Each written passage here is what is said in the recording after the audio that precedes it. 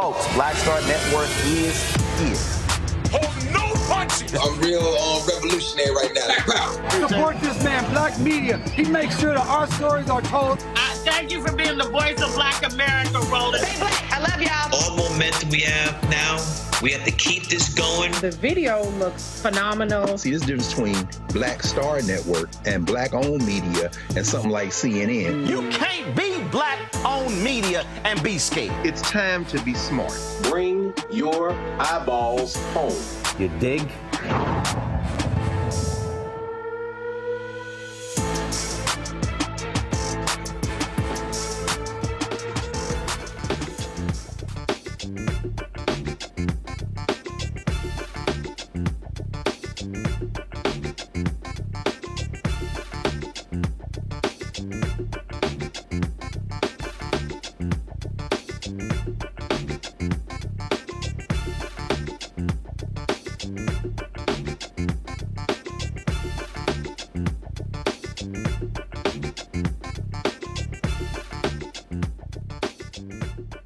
Today is Friday, September 6, 2024. Coming up on Roland Martin Unfiltered, streaming live on the Black Star Network. Republican state lawmakers in Louisiana have launched an investigation into the New Orleans district attorney over concerns he's abusing his power by making use of criminal justice reform policies intended to address prosecutorial and police misconduct. Orleans Parish DA Jason Williams be here to talk about it. Hundreds of Delaware voters have been told they're ineligible to vote after a clerical error. We'll talk to two activists about the Delaware Department of Elections admitting about 750 voters had incorrect party affiliations due to a DMV glitch. Donald Trump's sentencing for in New York is going to get pushed back after the election. Also, folks are calling it an incoherent word salad. Wait till you hear what Trump had to say about childcare in America. Totally confused. Also, more political ads being dropped. We'll show you what some of those are saying. Pretty damn good ones. Plus, Georgia's mass shooting suspect and his father face a judge today to hear the charges against him. And former Congressman Freddy Jackson Jr. is trying to get a pardon from President Joe Biden. It's time to bring the funk. I'm Roland Martin Unfiltered on the Black Star Network. Let's go. He's got it. Whatever the miss, he's on it. Whatever it is, he's got the scoop, the fact, the find. And when it breaks, he's right on time and it's rolling. Best believe he's knowing. Putting it down from sports to news to politics. With entertainment just for kicks, he's rolling. It's on go, y'all. It's Roland Martin, Rolling with Roland now. He's funky, he's fresh, he's real, the best, you know he's Roland Martin now.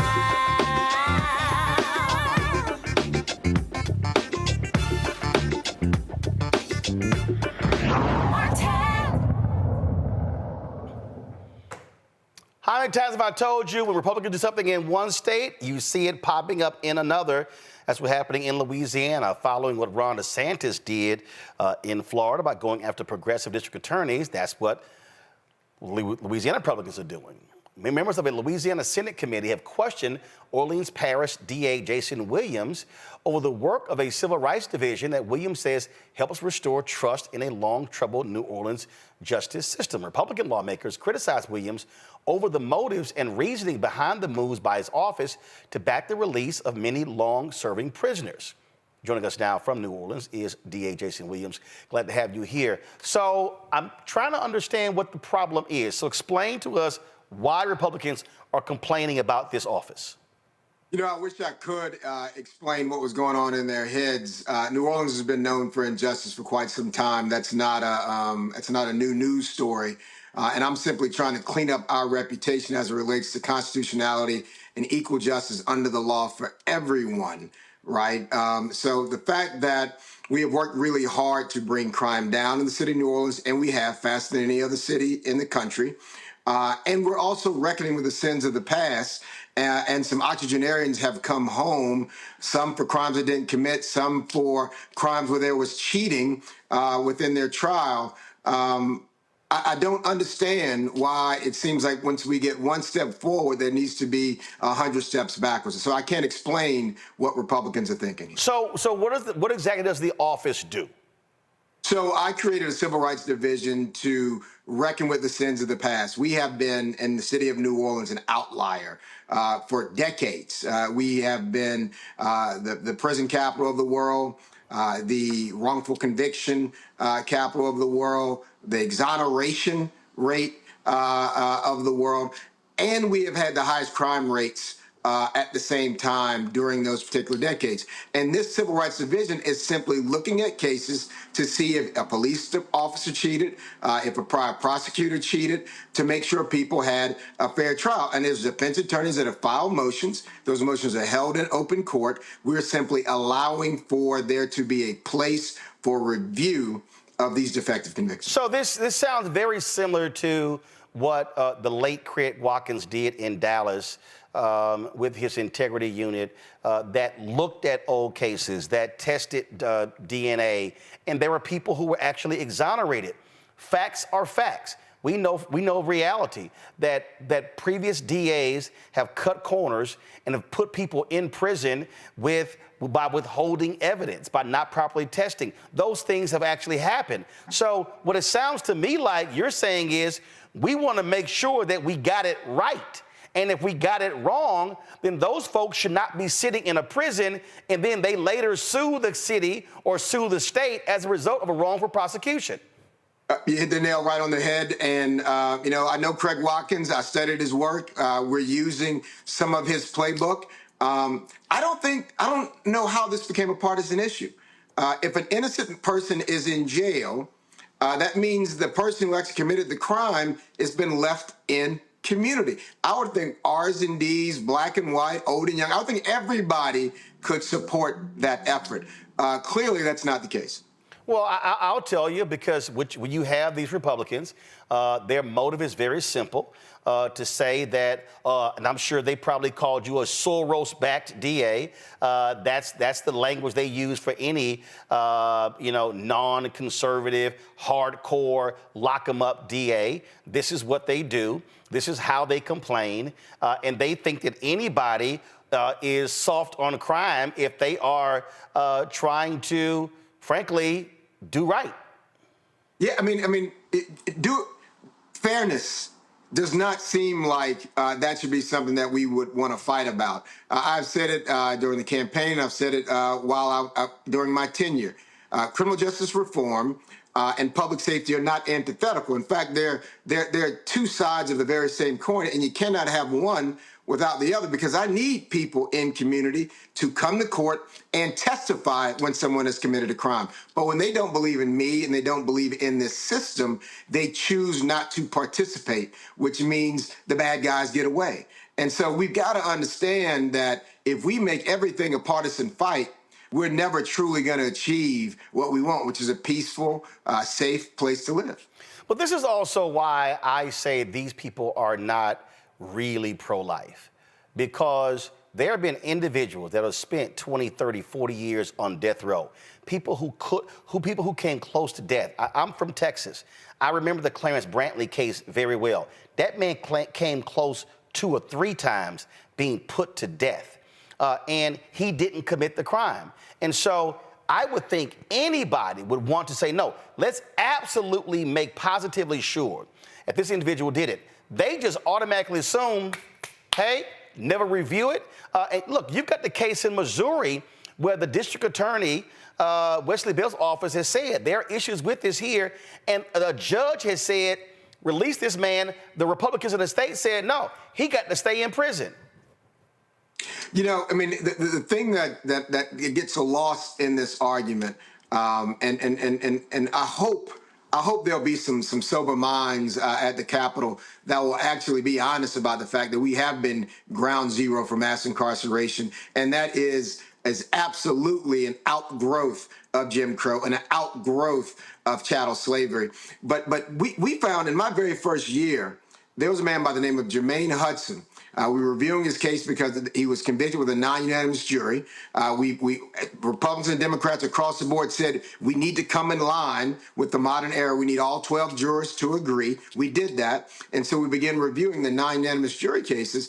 And this individual, Jermaine Hudson, spent 22 years in jail and was about to plead guilty to a lesser crime to come home to his grown son. And the purported victim in his case called us from an inpatient facility to say that the crime never occurred. He actually lied about the crime occurring, but heard there was a DA that was willing to look, willing to check, and he came forward. He had come forward in the past and had been sent away from other DA's offices of my predecessors who ignored him. But this man was about to plead guilty to a crime he didn't commit, to a crime that never even occurred. And that's just how real it is. Just when you talk about somebody coming close to death or someone willing to plead guilty to something they did not do just to see their son. Right. And that's the thing right there that a lot of people don't quite understand. When you look at a criminal justice system, and we have seen and heard this all across the country, when they get presented with an option, somebody says, man, listen, if I got to plead to get 5 years, and these people are telling me they're going to put me away for 30, I'll go ahead and plead. I mean, we know of cases like this where the individual didn't do it, but they're making a determination saying, I can't get a break with this system, so I got to go ahead and plead. And then what happens is when the person didn't do it, what you're now dealing with, you're dealing with largely Republican lawmakers who will come back and say, hey, what's the problem? He pled. Well, there's a reason why he pled. They act like that stuff doesn't exist, like, oh, that's just television. And the other thing is we could hit this from two different angles. There's a moral imperative here, but there's also a fiscal imperative here. We are spending money taking care of men and women who should not be in jail, who could be taking care of their own families, who could be gainfully employed. This is debilitating the ability to invest in people to get better outcomes. Frederick Douglass said a long time ago, we still refuse to hear it. It is easier and better to build strong boys and girls than to try to repair broken men and women. But a broken system is breaking people on purpose. Well, and the thing for me is, do these people not realize what state they're in? We're talking about Louisiana is the mass incarceration capital of America. Which means the mass incarceration capital of the world. Yeah. Because America incarcerates more people than any other place. And so they also act like there haven't been people wrongfully prosecuted and imprisoned in Louisiana.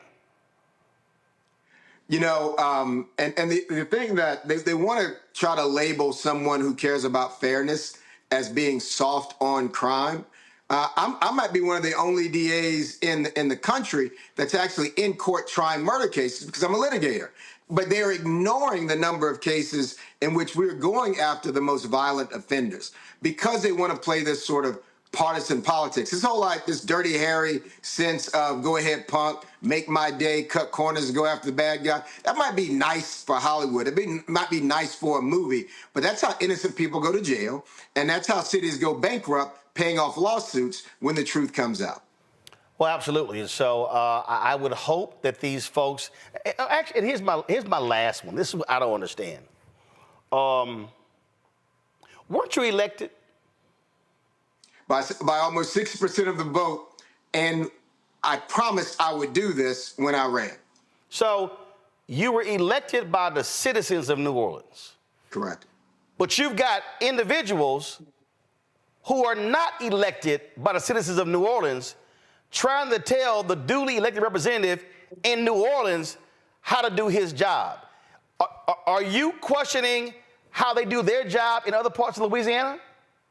You know, to my knowledge, it's the first time that a prosecutor, a duly elected prosecutor by the entire parish was brought before a Senate committee to be questioned about their policies and practices. My predecessor used the multiple bill, the habitual offender law, the 3 strikes and you're out. He used it almost 2,700 times in 1 year, when the next largest parish used it about 10 times, right? There was no questions when he was misusing the habitual offender law on folks for a couple of joints. for a chump amount of dope, for stealing an umbrella off someone's porch while it was raining. He was never questioned about his discretion when he was operating this way for nearly 14 years. But I have been questioned. Oh, so he wasn't questioned, but you're being questioned. Yeah. Also, I take it that DA wasn't black. He was not. I figured that. All right, keep us abreast of what happens down there. Thank you, Roland. It's good to see you, man. Yes, sir. I appreciate it. Thanks a bunch. Good luck.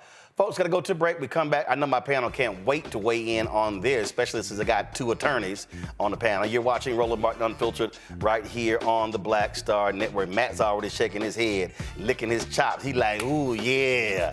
And I know Jolanda damn well, she got something to say. I'm going to have to go to her last, all the stuff she got to say. I will be right back on the Black Star Network. Next on the Black Tape with me, Greg Carr. There's a lot of talk about the inevitability of another civil war in this country. But on our next show, we'll talk to a noted author and scholar who says we're actually in the middle of one right now. In fact, Steve Phillips says the first one that started back in 1861, well, it never ended. People carrying the Confederate flag, wearing sweatshirts saying MAGA Civil War, January 6, 2021, stormed the U.S. Capitol, hunted down the country's elected officials, built a gallows for the Vice President of the United States, and to block the peaceful transfer of power within this country. On the next Black Tape, here on the Black Star Network. On the next A Balanced Life with me, Dr. Jackie, we're going to be talking about common sense.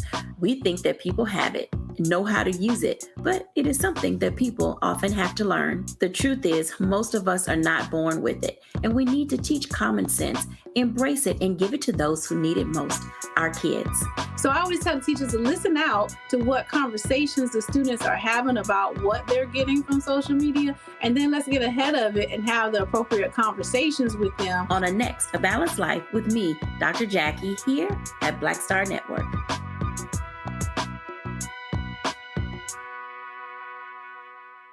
Hello, I'm Jamia Pugh. I am from Coatesville, Pennsylvania, just an hour right outside of Philadelphia. My name is Jasmine Pugh. I'm also from Coatesville, Pennsylvania. You are watching Roland Martin Unfiltered. Stay right here.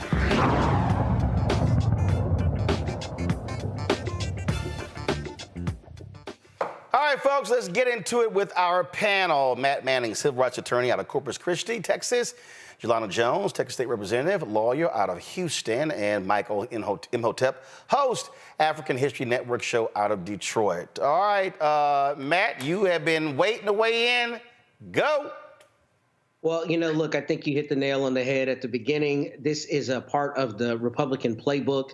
And I'm glad you asked him about him being duly elected, because as I've said on the show many times, I represented our local DA for whom I had worked previously in actions to remove him. And all of this is political. None of it is really, truthful, obviously, and it's all ideological, but it's ideologically responsive. And I'm glad that he said that, nobody had a problem with this until the terms changed and soft on crime became synonymous with fairness. And I'm really glad that he said that, because at the same time that you see this, you see the intellectual dishonesty from primarily Republicans when they talk about the criminal justice system as it relates to Mr. Trump, right? So you can't talk out of both sides of your head. And what infuriates me about this is that this is what a DA's office should be doing. This is the task of the DA. In fact, in Texas, under the Code of Criminal Procedure, Article 2.01 says a district attorney's job is to seek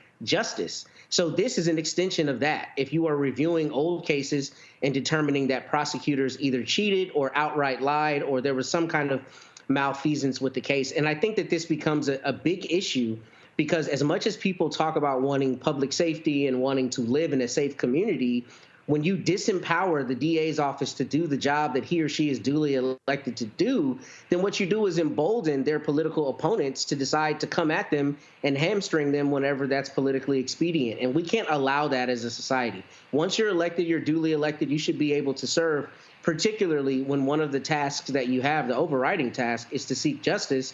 And here, the extension of that is to look at situations where experts, which is what Mr. Williams and the people in his office are, have determined that there was some impropriety that took place in the case, what should happen is a revisiting of that. So anyone who's opposed to this is intellectually dishonest, and it's about politics and nothing else.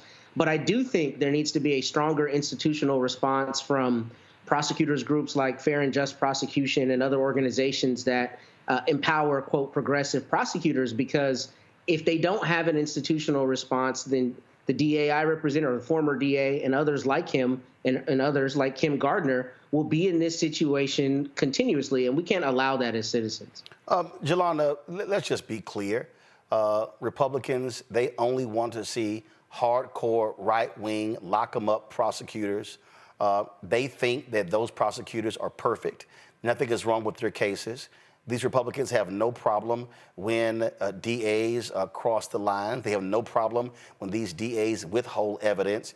And when you look at cases, and if all y'all people out there who love talking about, oh, you just being a shield for the Democrats, you just sitting here just speaking up for the Democrats, if you show me, I dare say, in the last 40 years, when you have a case where you have circumstantial evidence, or where you have folks relying on an eyewitness, or when you have questions regarding DNA, I will dare say 9.99 out of 10, you're going to have Democratic DAs or Democratic elected officials saying, let's stand up and get this thing right. And you're going to have Republicans, 10 out of 10, saying, damn that, it's good, move on. In fact, that was a Supreme Court ruling, I think it was Antonin Scalia, who literally said, even if that person is innocent, if they have exhausted all of their appeals and everything was done right, sorry. That's how crazy conservatives are on these type of issues, Jolanda. Yeah, so you're right. And I know that DA Williams said something like, I hope there's sober minds in the Capitol. Well, there aren't going to be. They're in Louisiana, let's face that. And here's what I see. And part of my law practice is criminal defense.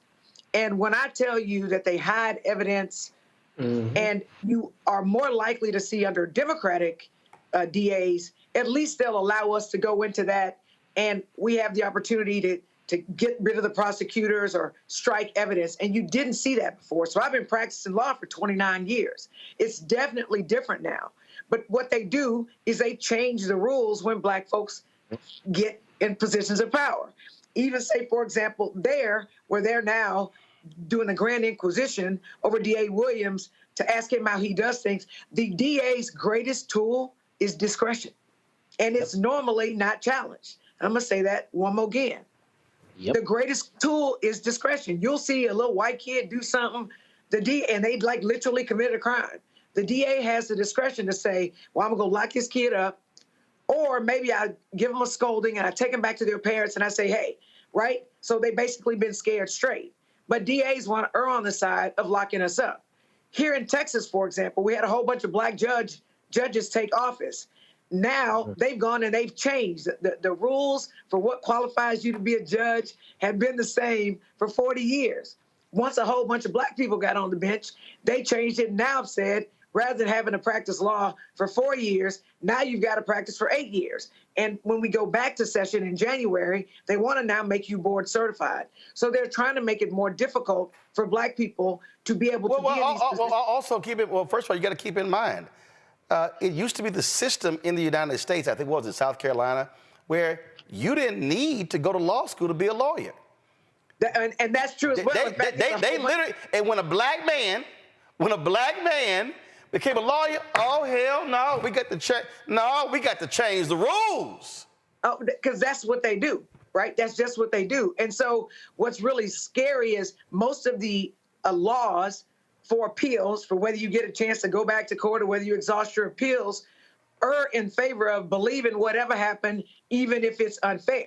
Right? Even if somebody hid evidence from you, they're saying you should have known about it. So it makes it very difficult. It's extremely courageous and extremely different that we now have DAs that have conviction integrity units, because there are a whole bunch of non-guilt innocent reasons why people will plead guilty. You mentioned some of them at the beginning. I literally just had a case last year where I was ready to go to trial.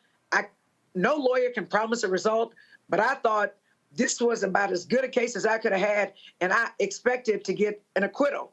So I prepared my client. We prepared the night before and the weekend before. We talked to the witnesses, and we were ready to go. The system is so unfair here that by the time we got to court the next morning, the mama had convinced the girl not to go to trial. She was like, the system is set up against you. And I was begging my client, please, please, please, can we go to trial? I can't promise you a result. And she wanted to do a PTI instead of going to trial because her mother convinced her, you're not going to get a fair shot, despite my skill. So that happens all the time. And it's sad because once you plead guilty, for the most part, you're stuck with it for life.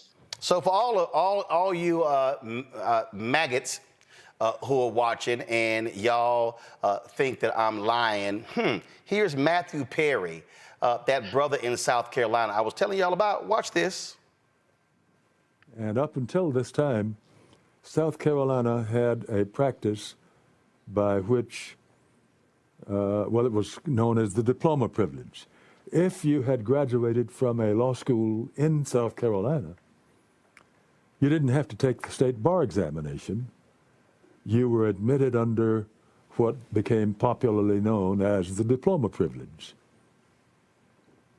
Now, when the law school at South Carolina State was created, the officials decided, well, look, we've got to do something about this diploma privilege. And so they persuaded the legislature to enact a law requiring the passing of the bar examination by all law school graduates.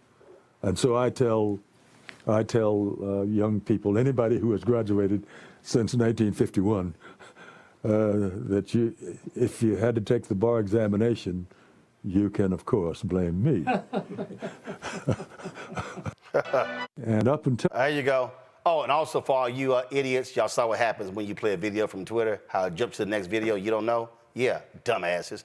Michael, go to you.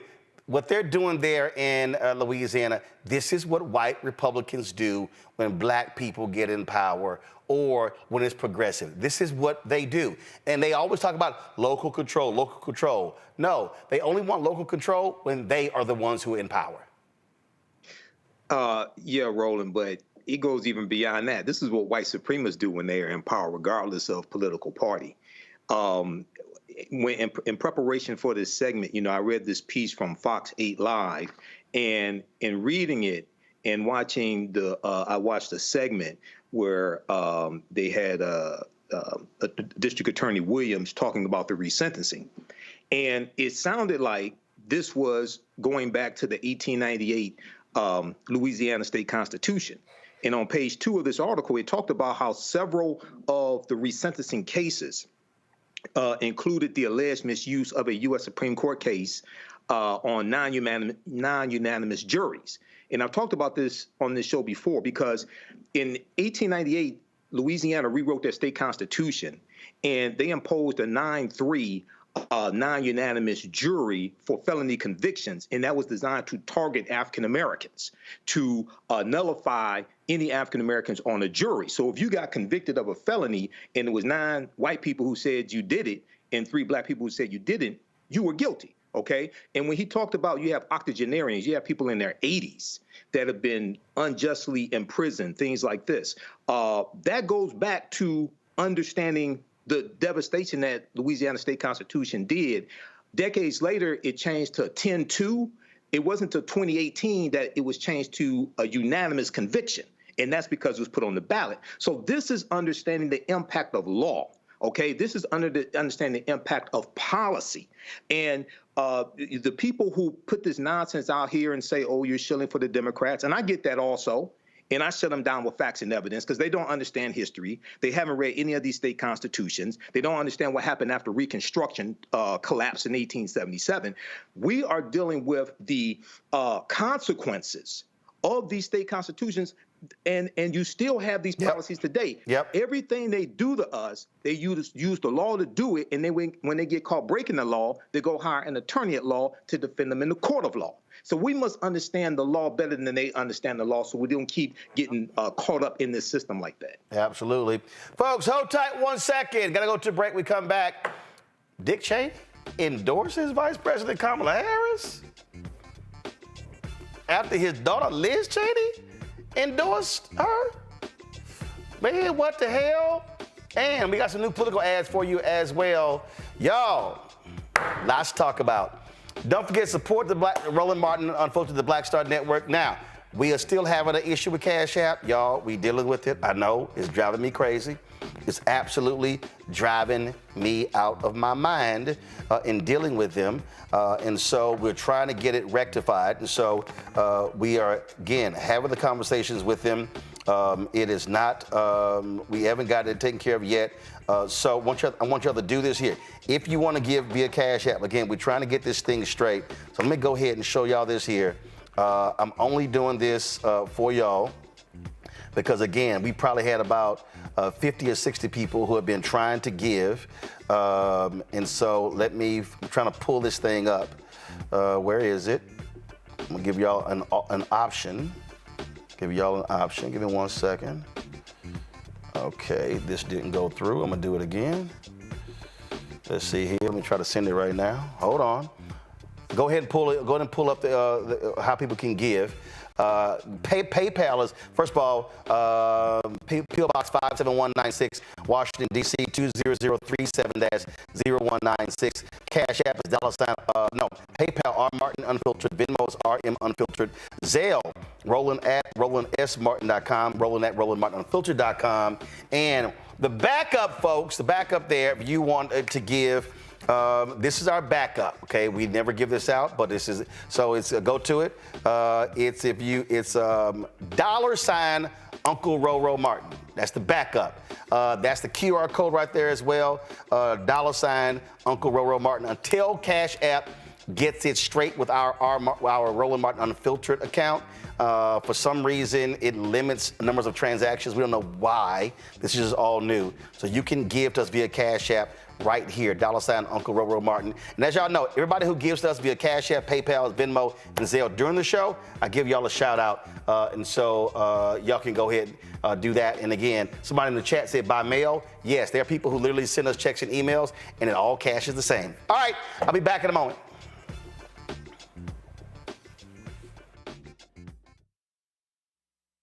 Hatred on the streets, a horrific scene, a white nationalist rally that descended into deadly violence. White people are losing their damn minds. As an angry pro-Trump mob storms the U.S. Capitol, we're about to see the rise of what I call white minority resistance.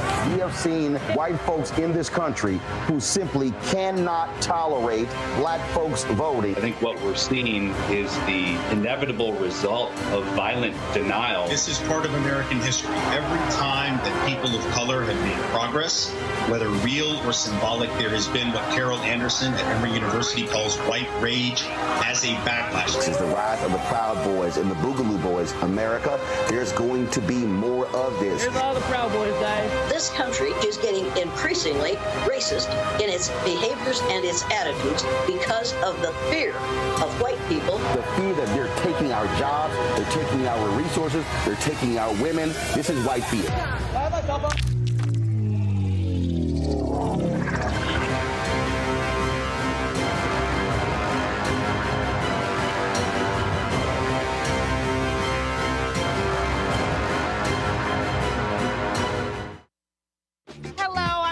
Mitchell, a news anchor at Fox 5 DC. Hey, what's up? It's Tammy Roman, and you are watching Roland Martin Unfiltered.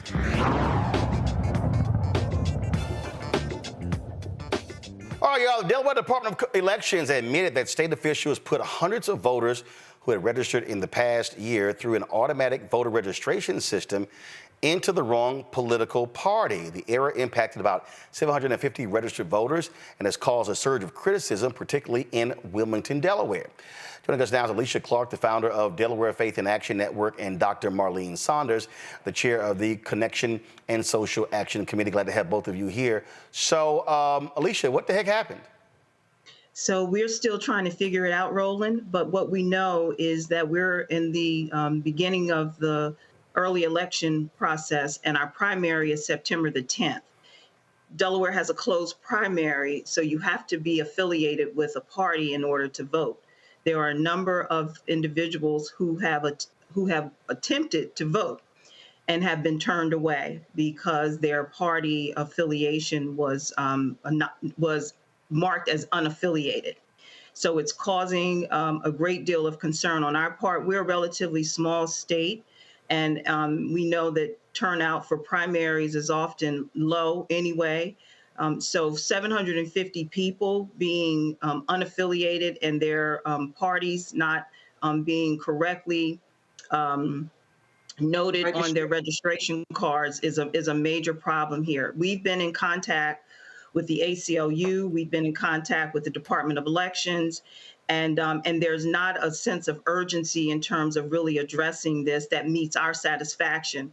So we're sort of, putting an action plan in place to try and connect with as many people as we can to troubleshoot, but there absolutely must be more accountability and action taken from the Department of Elections to fix this problem.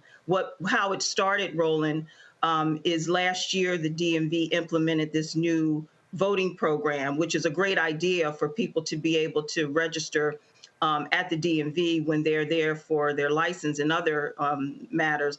But it's a complicated process, and if you don't identify when you're registering or take the next step to identify your party affiliation, it puts you on the rolls as unaffiliated, which then eliminates you from being able to vote in the primary. The other thing that we're finding out, and I'll let Dr. Saunders speak a little bit more to this because I'm upstate, she's downstate.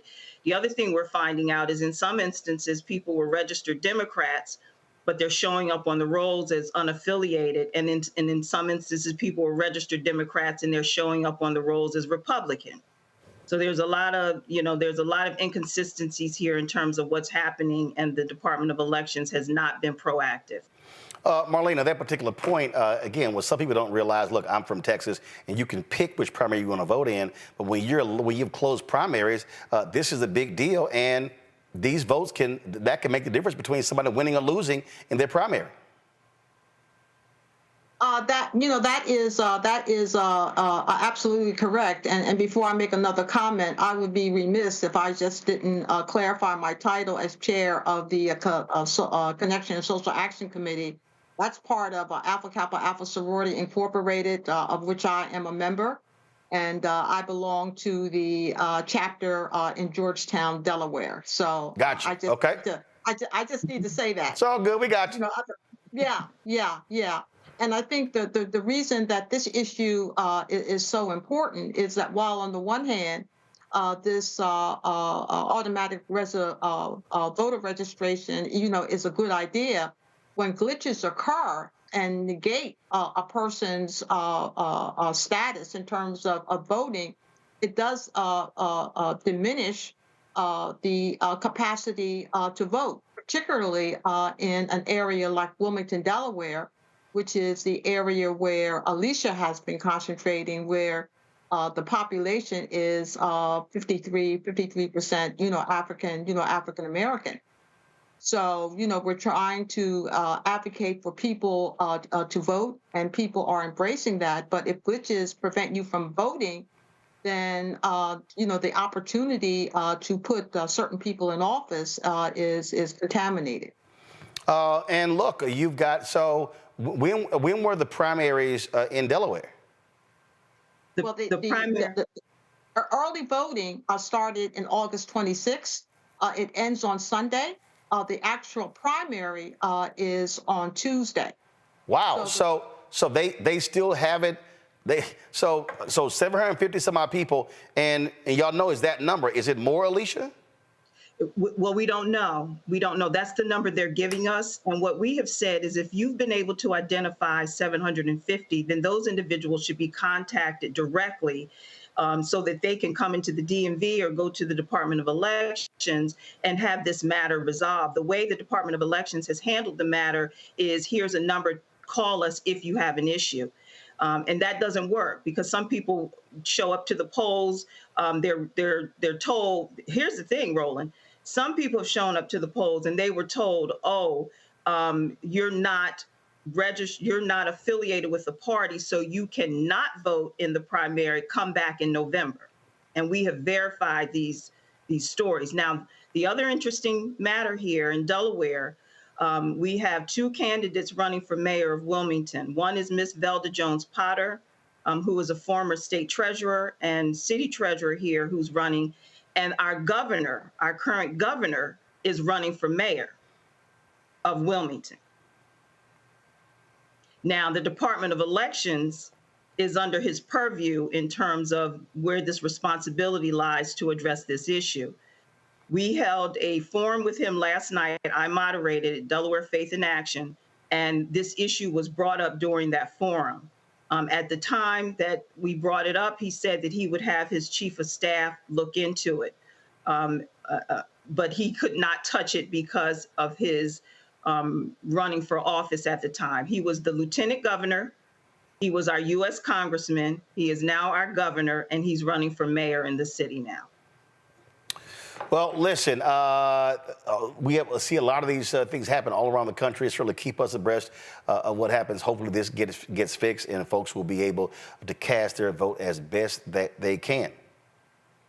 Thank you. And thank you for the time. And if I can say one thing. Go ahead.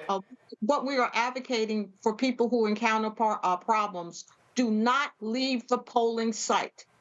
Do not leave until your problem is resolved, or you get an explanation as to why you're not able to vote on Tuesday. So again, we're telling people if you encounter a problem in Delaware voting, either during the early voting period, which ends on Sunday, or on Tuesday, a primary day, do not leave the polling site. Ask a poll worker to give you on-the-spot assistance, or ask for an explanation as to why you are not able to vote.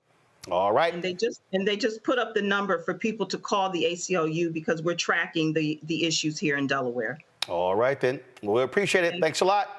Okay, Thanks, Roland. thank you. All right, folks, we come back. We're going to talk about new political ads coming up, including a devastating 8-minute film that shows how anti-black Donald Trump is. We got that for you as well. You're watching Roland Martin Unfiltered on the Black Star Network.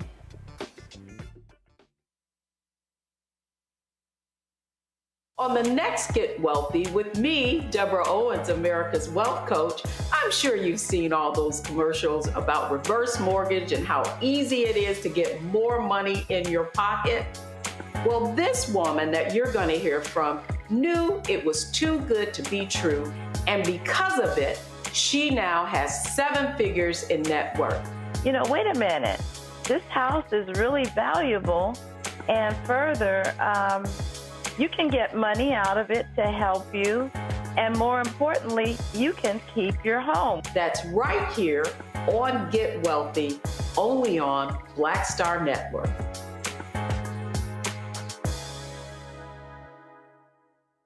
On a next, A Balanced Life with me, Dr. Jackie, we're going to be talking about common sense. We think that people have it, know how to use it, but it is something that people often have to learn. The truth is, most of us are not born with it, and we need to teach common sense, embrace it, and give it to those who need it most, our kids. So I always tell teachers to listen out to what conversations the students are having about what they're getting from social media, and then let's get ahead of it and have the appropriate conversations with them. On a next, A Balanced Life with me, Dr. Jackie, here at Black Star Network.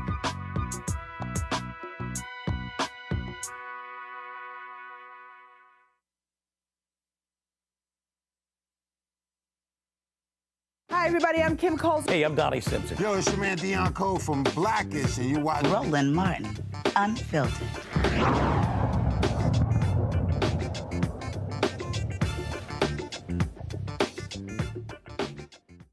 Well, folks, you can always count on some really good political ads at this time of the season. Lincoln Project, you know, those folks are damn good. Check out this new ad that they dropped.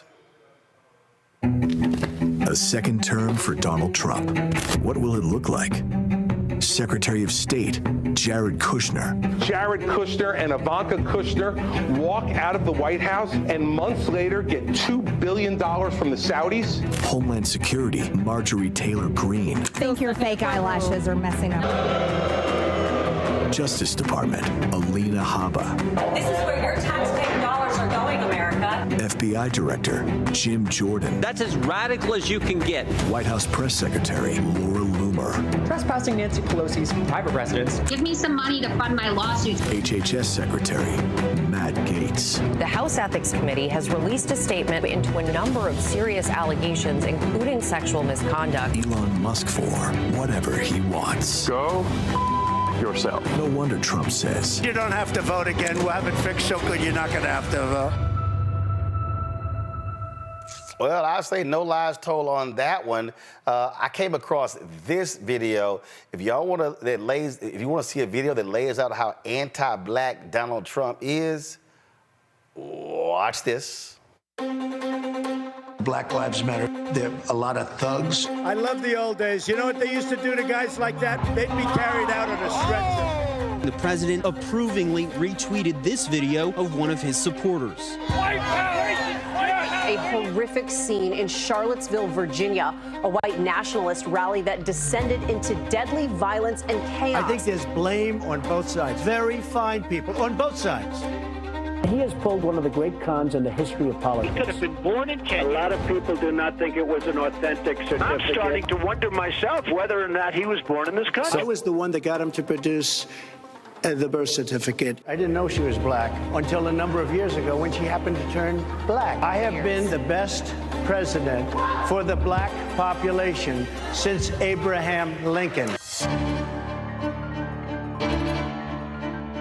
Donald Trump, he's made it clear throughout his life that he believes black people are inferior. The Department of Justice accused the Trumps of violating the Fair Housing Act, arguing they were turning away renters based on race and color. Donald Trump took out $85,000 in ads in the New York City newspapers calling for the execution of minors who at that point had not even gone to trial. I hate these people, and let's all hate these people.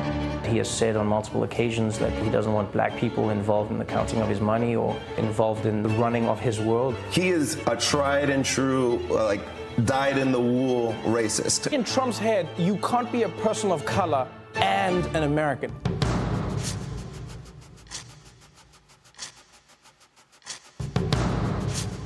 I would do stop and frisk. A violent confrontation on a New York City street that ends with one man, a black man, dead. He just took me out the car, searched the car, asked where are the guns, where are the weapons and the drugs. This is my license. I'm a pharmacist, right? But I get stopped all the fucking time. And because of that, I have to show this.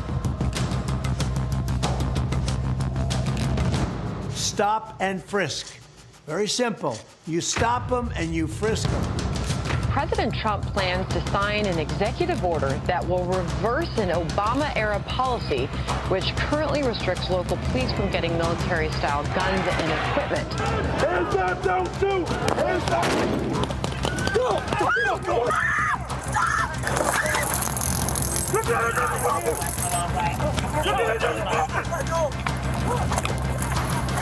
Why are African Americans still dying at the hands of law enforcement in this country? And so are white people. So are white people. What a terrible question to ask.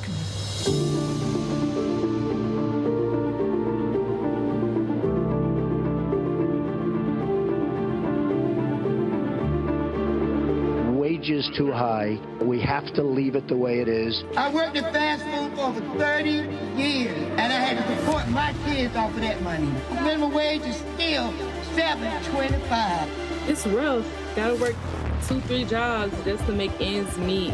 You have to decide whether you're going to eat or pay your bills. Look at how well the black community has been doing under this administration.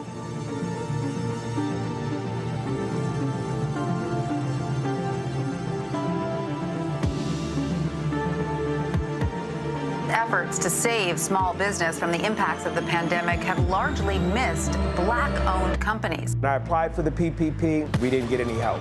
The big companies, they didn't have to wait. They got their money. They started spending it immediately. People like me were still waiting. Great for small businesses, great for the workers. The Trump administration has done more to shape the courts in just one term than any other president in recent history. Trump has confirmed 203 federal judges, and of that number, 8 have been black. Trump judges have suspended affirmative action programs like the Fearless Funds grant for black women in tech, ruled against plaintiffs in housing discrimination cases, supported racially gerrymandered voting maps, blocked the EPA from enforcing environmental justice regulations, leaving communities like Cancer Alley in Louisiana without any protections. Cancer Alley, the stakeholders are 92% black. It's black people who are suffering the brunt of all the ill effects of this petrochemical industry.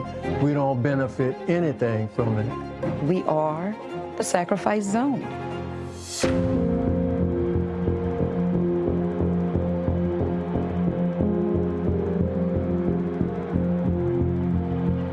The vote. You should go into Detroit, Philadelphia, Atlanta, and you should go into some of these places, and we got to watch those votes.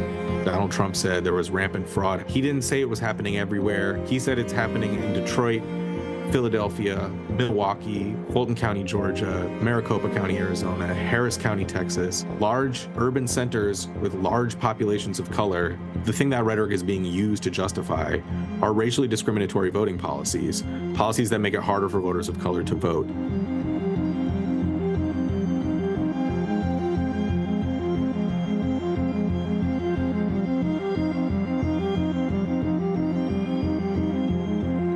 There is a definite anti-white feeling in the country right now. That's what he said. You know, nobody in your family was hung.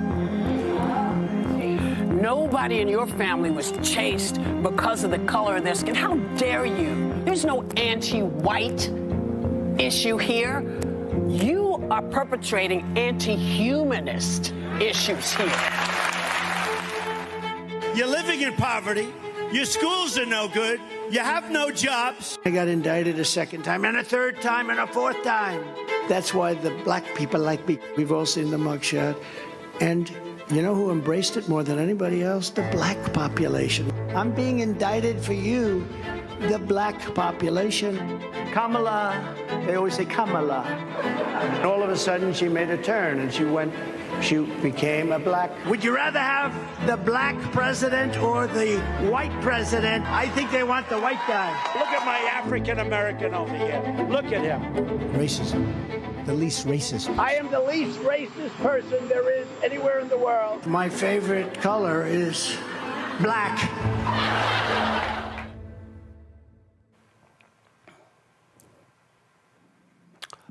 That was pretty damn good, Yolanda. You know, I'm real irritated right now. I'm real irritated. I'm choosing my words carefully. The thing that I don't understand is why anybody black could support this man. Literally every negative attribute that anybody has, he gives to us. He literally says that we like him because we appreciate that he was charged with a crime like us. Mm-hmm. As a person who's never been in trouble with the law and who tries to get black folks out of the claws of an unfair, unjust criminal justice system, I'm offended. He targets, and I didn't find it coincidental at all, that he targeted black cities in the majority of the swing states because he wants to try to steal this election any way that he can by sowing distrust and mistrust in the system. And he just says things and people, or his sycophants, just believe him, which terrifies me. And that's why I know that we as black people have got to take it real personal that he's coming for us. And let me be clear. I'm tired of people saying he's targeting people of color. The people of color that get the most negatively affected is us, black people. And we as black people have to own our blackness, and we have to own the fight against us And we have to stop, at least in this instance, from trying to bring everybody along, because everybody's fighting for themselves. And we need to fight for us, because we cannot take care of other people before we take care of ourselves. And we have got to stop this man. And that's why we need to elect Kamala Harris as president of the United States, because a Justice Department under her can go after all of these unfair laws that they're enacting in these states that are violating the Constitution. That's what people don't understand. You showed all the Republican judges that have literally undid our civil rights gains. Right. And we need to have a president who is going to put people on the bench who can undo that. Because the one thing I've not seen in all the time that I've been practicing law, which next year will be 30 years, normally there was established law, and the judges respected that. These Trump judges don't give a freaking you know what, and they will undo it, and they're taking us back. So this is serious. This is a serious matter. Michael, the thing here is when we talk about, why these videos are important, because, again, social media has totally changed. Not all, everything can be done in 30 and 60 seconds. And so that video there was about a 7-minute video. Y'all get me the name of the group that did it so I can pull them up. That's important because it puts it all in one place how anti-black this man is. And when you got these black maggots running around touting Trump and lying about what he's done for black people, that stuff is important. Absolutely, and the black maggots are what one of my teachers, Dr. Leonard Jeffries, would refer to as a PWAK. That's a professional white ass kisser, because that's exactly what they are. Now, the good thing about this video, more importantly than what Trump said, is the policies he actually put in place. I've talked about it here on this show before. September 2020, Donald Trump did an executive order when he was president that banned the use of critical race theory in training for federal employees. That's really where the anti-critical race theory movement started. That's 6 months before white conservative activist Christopher Rufo did his series of tweets in March 2021 attacking what he called critical race theory and redefining critical race theory. Then you look at the school boards, right? And how Stephen K. Bannon, who served in the Trump administration as a senior advisor, Stephen K. Bannon on one of his podcasts said that the way to political power in the country today is through the local school board. So we saw Moms for Liberty. We saw these right-wing initiatives to take over school boards. Donald Trump attacked the 1619 Project after he did his executive order in September 2020. And we saw this huge backlash from the right wing against the 1619 Project and Nicole Hannah-Jones. Also, Donald Trump nominated 2 attorney generals who were against criminal justice reform. So whatever Donald Trump wants to claim about the criminal justice reform that he did with Hakeem Jeffries' bill, okay, Jeff Sessions and William Barr were against criminal justice reform, and one of the first things that Attorney General Jeff Sessions did was he reversed Eric Holder's initiative on Smart on Crime, and he backed off of not charging low-level nonviolent offenders with the longest, harshest sentences. And he also backed off of police. He said he stopped the investigations into the patterns and practices of police departments, and he said we need to take a hands-off approach to policing as well. So we can look at the policies that Donald Trump implemented as well, and how anti-black they were. Well, you know, he has to be stopped. I got you, Matt. That was a guy. Some dude sent me an email, and he was just touting about, in the hood, folks had money in their pockets when Trump was president, and all this sort of stuff. And I've heard that crap from so many other different people. And I sit here and go, y'all still don't have no idea what the hell y'all talking about. And I said, if there's any black person or any non-black person out there who thinks stimulus checks are going to be raining down on America, especially in the hood, if Trump is there, you are out of your damn mind, because guess what? That ain't happening. The stimulus, that was a once in 100-year pandemic, and it is not happening again. And I'm like, y'all might want to wake the hell up. Yeah, and it's something that he demanded to put his name on so he could take credit for that once-in-a-lifetime situation where they had to send those stimulus checks.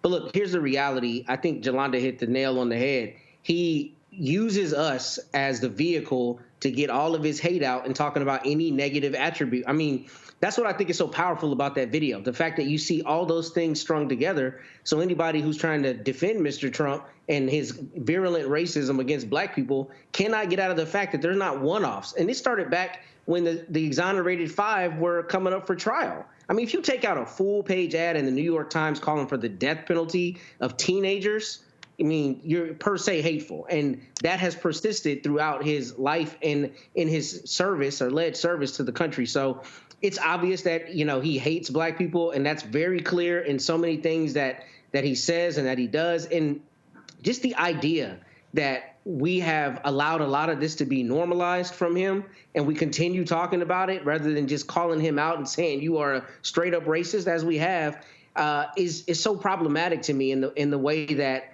it's just become such a part of what we allow in politics in a way that it would not have been allowed even 15, 20 years ago for somebody to say the incendiary things that he said. As a matter of fact, if you saw in that video, he said he doesn't want his money counted by a black person. He wants his money counted by a short person who wears yarmulkes. You know what that means? That's a comment to Jewish people, right? And that's the kind of thing you say when you do not have any regard for other people's humanity. And moreover, you are used to just going around saying whatever you want, no matter how hateful. And it's extraordinary to me that we are continuing to talk about the prospect of a second presidency from a known buffoon, a hateful buffoon at that. The fact that there is a large contingent of this country who is considering voting for him is not only scary to put him back in office, but it's scary because there are people walking around espousing the exact ideology that he does who don't say it as loud and with their chest like he does. And that is what makes this so dangerous. Right. We've seen that in this country. He has fomented a lot of that latent, you know, anti-black, anti-anything other than white sentiment that people have had, and he's brought it to the forefront, and that's why a lot of people have supported him, because he's so openly racist, and he gives them license to be the same. So the other day, former Congresswoman Liz Cheney announced she was going to be, of course, endorsing Vice President Kamala Harris. Now her daddy is doing the same. Yeah, hardcore Republican conservative Dick Cheney issued this statement. He said, in our nation's 248-year history, there's never been an individual who is a greater threat to our republic than Donald Trump. He tried to steal the last election using lies and violence to keep himself in power after the voters had rejected him. He can never be trusted with power again. As citizens, we each have a duty to put country above partisanship to defend our Constitution. That is why I will be casting my vote for Vice President Kamala Harris. Now, keep in mind, when his daughter was running for re-election, Donald Trump was hardcore against her. And Dick Cheney dropped this ad, which is very similar to what we just read. Watch this. In our nation's 246-year history, there has never been an individual who is a greater threat to our republic than Donald Trump. He tried to steal the last election using lies and violence to keep himself in power after the voters had rejected him. He is a coward. A real man wouldn't lie to his supporters. He lost his election, and he lost big. I know it, he knows it, and deep down, I think most Republicans know it. Lynn and I are so proud of Liz for standing up for the truth, doing what's right, honoring her oath to the Constitution, when so many in our party are too scared to do so. Liz is fearless. She never backs down from a fight. There is nothing more important she will ever do than lead the effort to make sure Donald Trump is never again near the Oval Office. And she will succeed. I am Dick Cheney. I proudly voted for my daughter. I hope you will too. I'm Liz Cheney, and I approve this message. Now, that ad dropped there. And listen, this has been one of my biggest criticisms with a lot of these Republicans. They don't care about morals, values, principles, or ethics. Michael, they care about power. I was playing golf the other day, white guy, maybe in the 50s and 60s, politics came up. He said, well, you're not likely on different sides. First of all, I don't know how in the hell, I guess he just assumed I was voting for Vice President Kamala Harris. But okay, guess what? I damn sure am. Then he goes, well, yeah, Trump, he goes, I'm voting for the policies, not the man. The man is just horrible. And I'm looking at him going, I said, yeah, he is horrible. He is very despicable. But that's what they do. And so you see it right there with Dick Cheney. Again, this man's nickname was Darth Vader by the left. This man, hardcore Republican, and he understands you cannot let that man anywhere near the Oval Office. But these Republicans, they don't care. They want to be in power. And this is why I keep telling people we can't play games. We can't assume. We got to sit here and understand. You got to run through the tape and completely eviscerate this man and the MAGAs that support him at the ballot box. Absolutely. And two quick points. Number one, the guy that you were talking about, when somebody says they support his policies, not the man, my question to them would be, well, what's the policy? What policies do you support? Because his policies overwhelmingly are negative and harmful to America. And if he thinks that Trump's policies will be good for the economy, his tariffs are going to cause a recession. Okay, and there's been analysis on that from Moody's as well as Penn Wharton. But also today, a group of 88 high-profile current and former business executives issued a joint letter endorsing Vice President Kamala Harris, and they're saying that her policies will be better for the economy. We just saw in that video in the ad, Dick Cheney talked about how Donald Trump lost the election, and he knows he lost the election. Well, Trump just admitted this week in the podcast on Tuesday that he lost the election in 2020, and he said he lost it by a whisker, quote unquote, by a whisker. Now, white supremacist Nick Fuentes is asking, well, quote, so why did we stop the steal? Why did anyone go to January 6th? Why did anyone go to jail? So it's like now you got white supremacists, at least one, Nick Fuentes, questioning, well, wait a second, what do we do all that for? Why these people all get arrested if you knew that you lost the election? This is going to blow up in his face. It's going to get worse. It's going to get worse, and this man has to be stopped, period. He can never get back in the White House. Got it. Matt? I don't really have too much to add beyond, he can't be back in the White House. And if you have Dick Cheney saying that, there's a real existential threat. It's clear. There's been so many sound bites and so many things. I don't need to run over all of them. But I'll tell you the one that has really stuck in my craw, if you will, is the one about you do not need to vote again. We're going to fix it so you don't need to vote again. Those are the things that I have been expecting, that I expect from another Trump term, that he is really going to try to be dictatorial. And I think one of the first things they're going to do is try to repeal the constitutional amendment that limits somebody to serving 2 years as the president. And I don't think any of those things are histrionics or far-fetched. I think the more you say those kinds of things and you normalize that and you cozy yourself up to dictators, I think we as Americans will see somebody who will be a full-on dictator if he's reelected. Yolanda? And so I agree. You hit the nail on the head. You actually took a lot of the points that I was going to say, but I'm going to go back and I'm going to say this. So first of all, the beautiful thing about Donald Trump is he's so arrogant, he tells us what the hell he going to do. Right? Mm-hmm. So he didn't tell us. He didn't tell us we ain't gonna have to vote no more.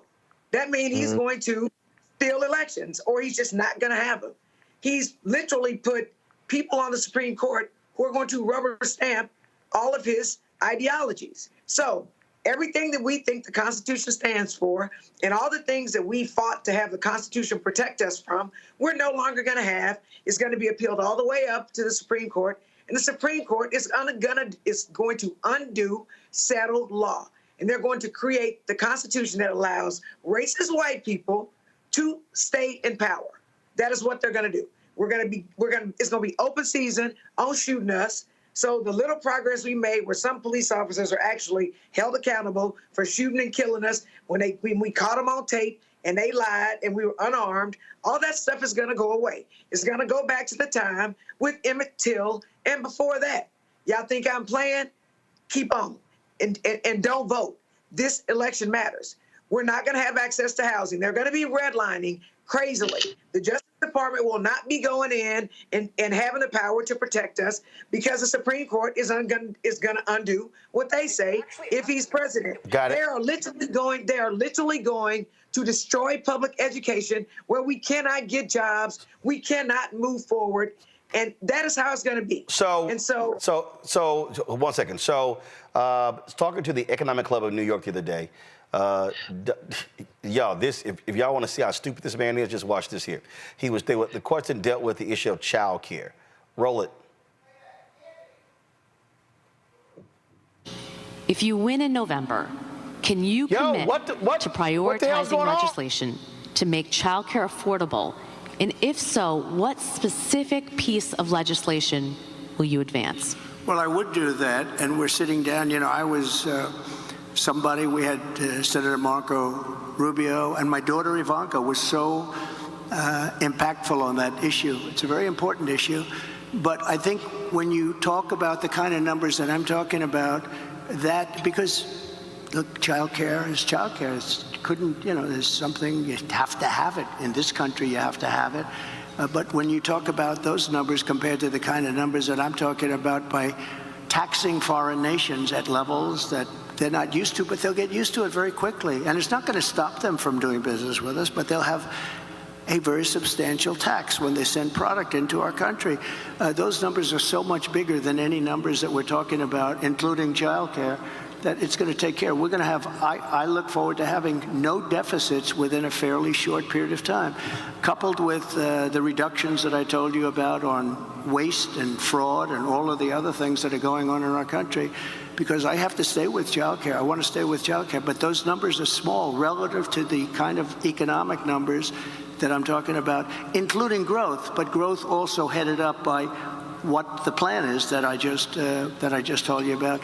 We're going to be taking in trillions of dollars, and as much as child care is talked about as being expensive, it's relatively speaking not very expensive compared to the kind of numbers we'll be taking in. We're going to make this into an incredible country that can afford to take care of its people, and then we'll worry about the rest of the world. Let's help other people, but we're going to take care of our country first. This is about America first. It's about make America great again. We have to do it because right now we're a failing nation.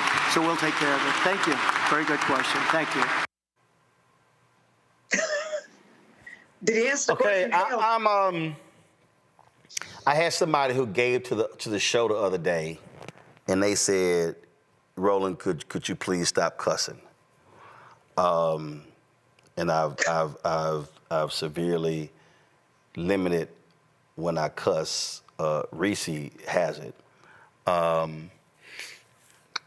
But what the fuck was he talking about?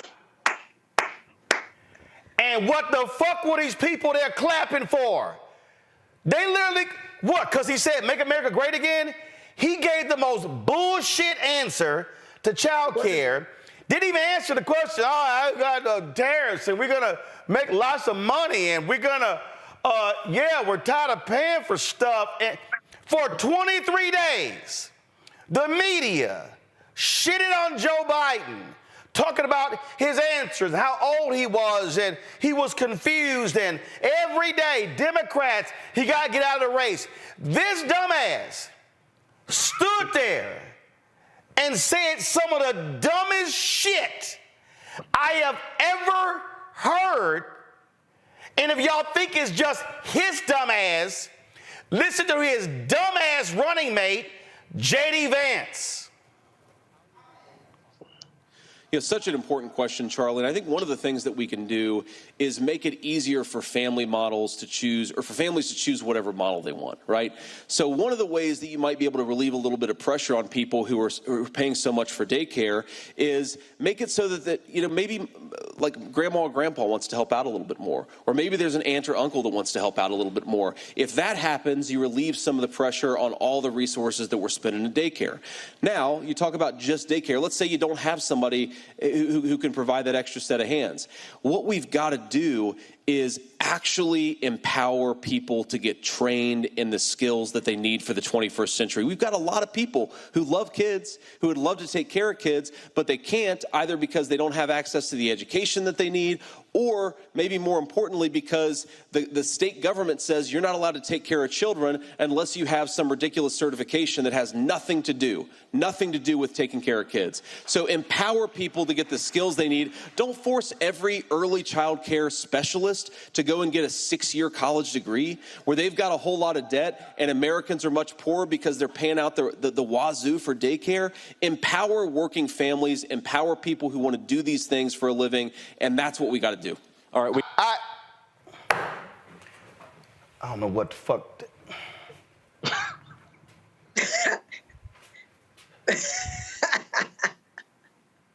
I hope all y'all who think about voting for these dumbasses just heard two of the dumbest responses ever. Well, maybe grandmama and granddad, maybe they.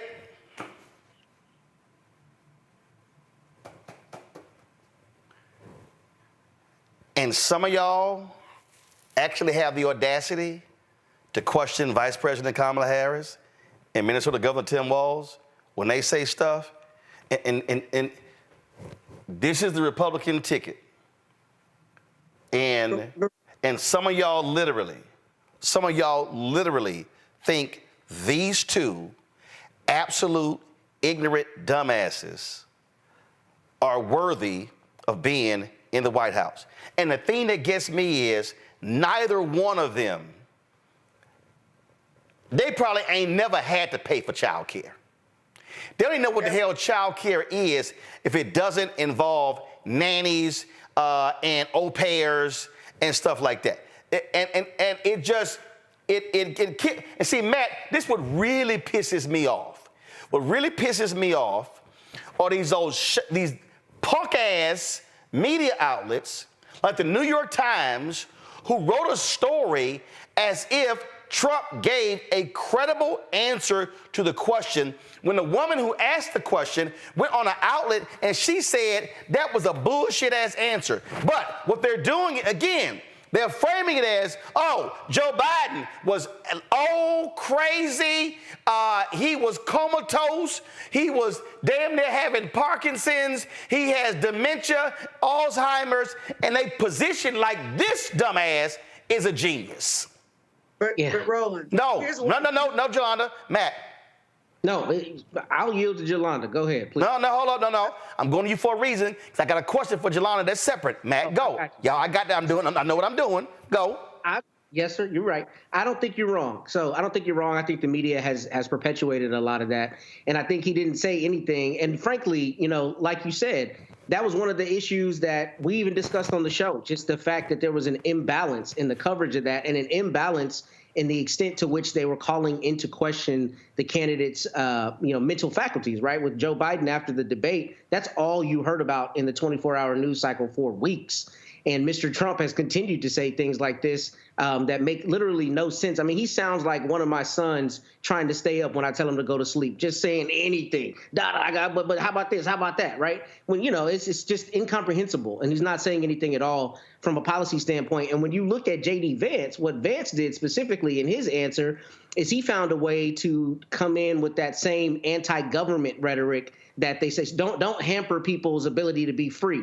He didn't say anything that made any sense, but all he said was, don't require a license and let people be more involved.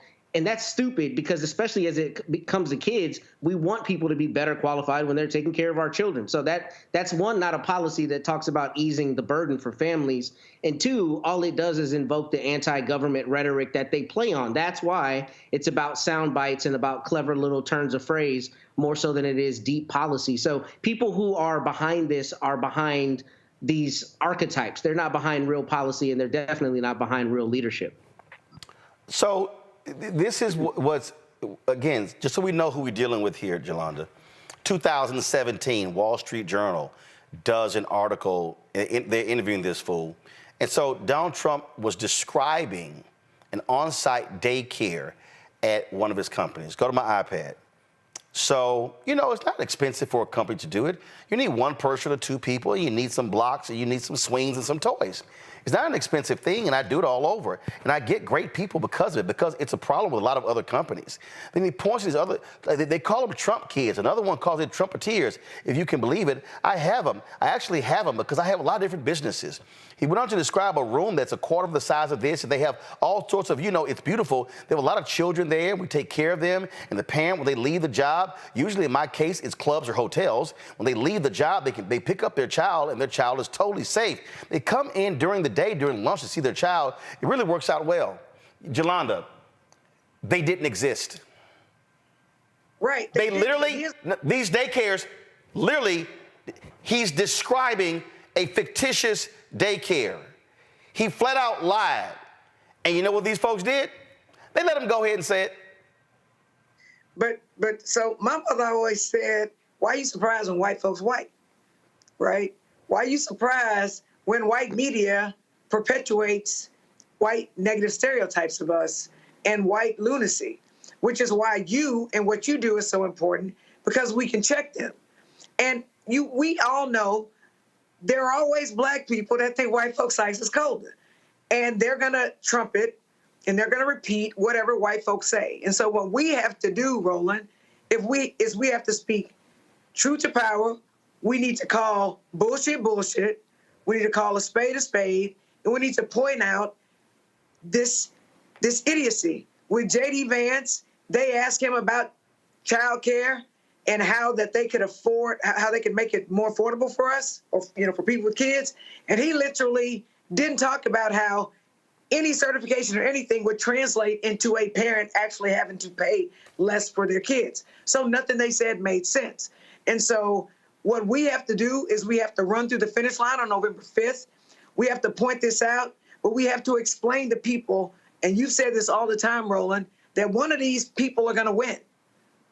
I'm going to say it again. One of them is going to win, so we can't stay home, and we've got to point out how racist and how anti-black he is. And I think for black people, we've got to talk about how anti-black he is, because there will be some people who will resonate with that. That's what we've got to do. That's what I'm going to do. And I'm not surprised when white folks white. I've been black all my life.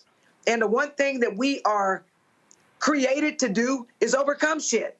We've overcome slavery, we've overcome Jim Crow, and we go overcome this because we know how to push through. And that's what we need to remember, and we need to keep our eye on the prize, and we need to make sure we speak truth to power. We need to call his shit, and we need to get her elected. And then a lot of our problems will be better able to be dealt with. So the thing here, go to my iPad. Michael, this is an Associated Press story.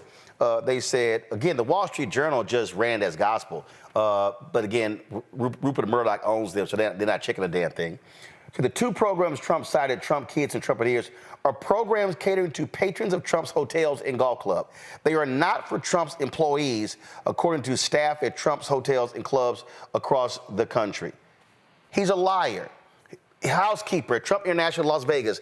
No, there's no child care. He's a liar. He's a flat-out liar. Something happened to Michael's signal, but that's what it is. Folks, that's what we're dealing with. We're dealing with a massive liar. And you got people who support this massive liar, and that's what they constantly do. They support liars. I'm going to go to a break. When we come back, more about Roland Unfiltered on Black Star Network. Hey, support the work that we do. Join our Bring the Funk fan club. The goal is to get 20,000 of our fans contributing on average $50 each, $4.19 a month, 13 cents a day. You can support us via various methods. Send your check and money order to P.O. Box 57196, Washington, D.C. 20037-0196. Cash App. $RM Unfiltered. I'm sorry. Don't do that Cash App yet. PayPal's R Martin Unfiltered. Venmo's RM Unfiltered. Zelle, Roland at RolandSMartin.com. Roland at RolandMartinUnfiltered.com. We're still sorting out issues with that Cash App. So send to this one, Uncle Roro Martin. You see the QR code right here on the screen. Come on, switch. Thank you. QR code right here. Again, Uncle Roro Martin, and then that is the QR code. We'll use that one. Let me give a shout out here. Give me 1 second. Let's see here. Emery Trotter, Yoreen Belizaire, Peter Fullstack, Lewis Bridges, Tanya Welch, Daryl Teague, Tedrick Rhodes, Mr. Wonderful, Anastasia Paget. Thank you, all of you, for supporting the show. I'll be back in a moment.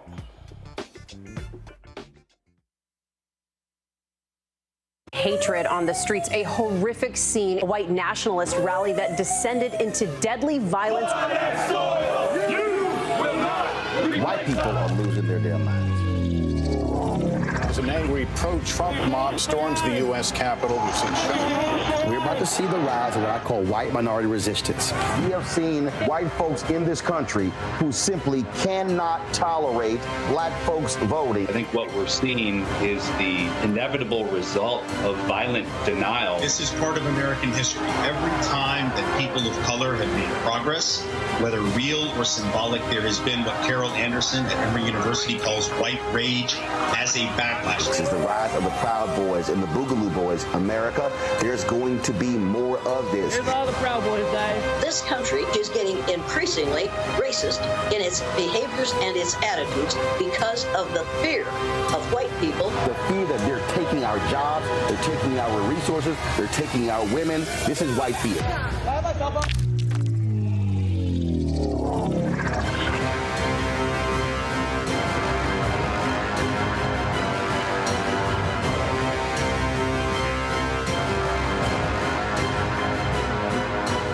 What's good, y'all? This is Doug E. Fresh, and you're watching my brother Roland Martin Unfiltered as we go a little something like this. Hit it. It's real.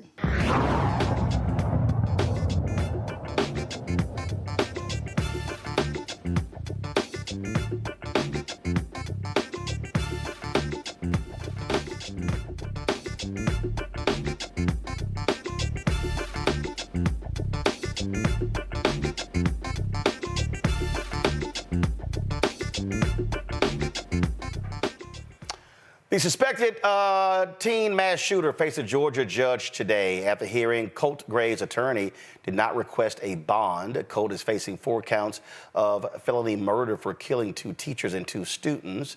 Richard Aspinwall, Christina Ermey, and 14-year-olds Mason Schermerhorn and Christian Angelo. Those are the 4 people who were killed. Colt is being held in the Gainesville Regional Youth Detention Center. However, he's charged as an adult. His father, Colin Gray, also appeared before a judge today. He was arrested for allowing his son to have the weapon used in Wednesday's deadly shooting. The 54-year-old Gray faces 4 counts of involuntary manslaughter, 2 counts of second-degree murder, and 8 counts of cruelty to children. The charges are based in part on a warning that police gave last year when Colt allegedly made threats on a social media platform and Colin Gray's alleged purchase of an assault rifle for his son. Now, here's the issue that you have in Georgia. And again, this guy, Matt, was on the FBI's radar. They were aware of this kid. They were aware of the threats. And the problem is, Governor Brian Kemp and Republicans, you don't have any way to keep a gun out of a kid like this hand. They're sitting here trying to fight fake voter fraud and don't want to deal with kids like this who still can access weapons. Or in Texas, you just make it easier to have a weapon and to carry a weapon and to go out and be Rambo if you want to be Rambo. You know, I was hoping we would talk about this case today because, like Jolanda, I've done a lot of criminal defense. I think it is the quintessential lawyering. I've said that on this show before. And I'm really worried about what this means for going forward with parents in this situation. It's a tough thing because obviously we want somebody to be held accountable. Somebody should be held accountable. But here, I think it's the kid. The parent, even though the FBI had information that the child may have made some threats or something before, it really concerns me that parents are being charged, especially at this level, without there being very clear evidence that they were encouraging it. And I know that it's from a standpoint of he didn't deny access to the child or whatever the case may be. But I heard today a story about a local case where a person who had a gun safe, who had a key fob, who had all of the security stuff in place is being charged because their child got access to it. I tell you that to say this. Like we were talking about in the earlier case, when it comes to the criminal justice system, one of the biggest points of leverage that they have is the prospect of charges in trial. And in this case, this guy, I mean, I think we really need to have conversations about this parent and the people in Michigan, because if parents are being charged for what their children do without overt acts like you would have in a conspiracy, I think that just emboldens the ridiculous hardline prosecutors to start throwing out charges like murder charges that this guy now has to face because his son did something extraordinarily heinous. Don't get me wrong.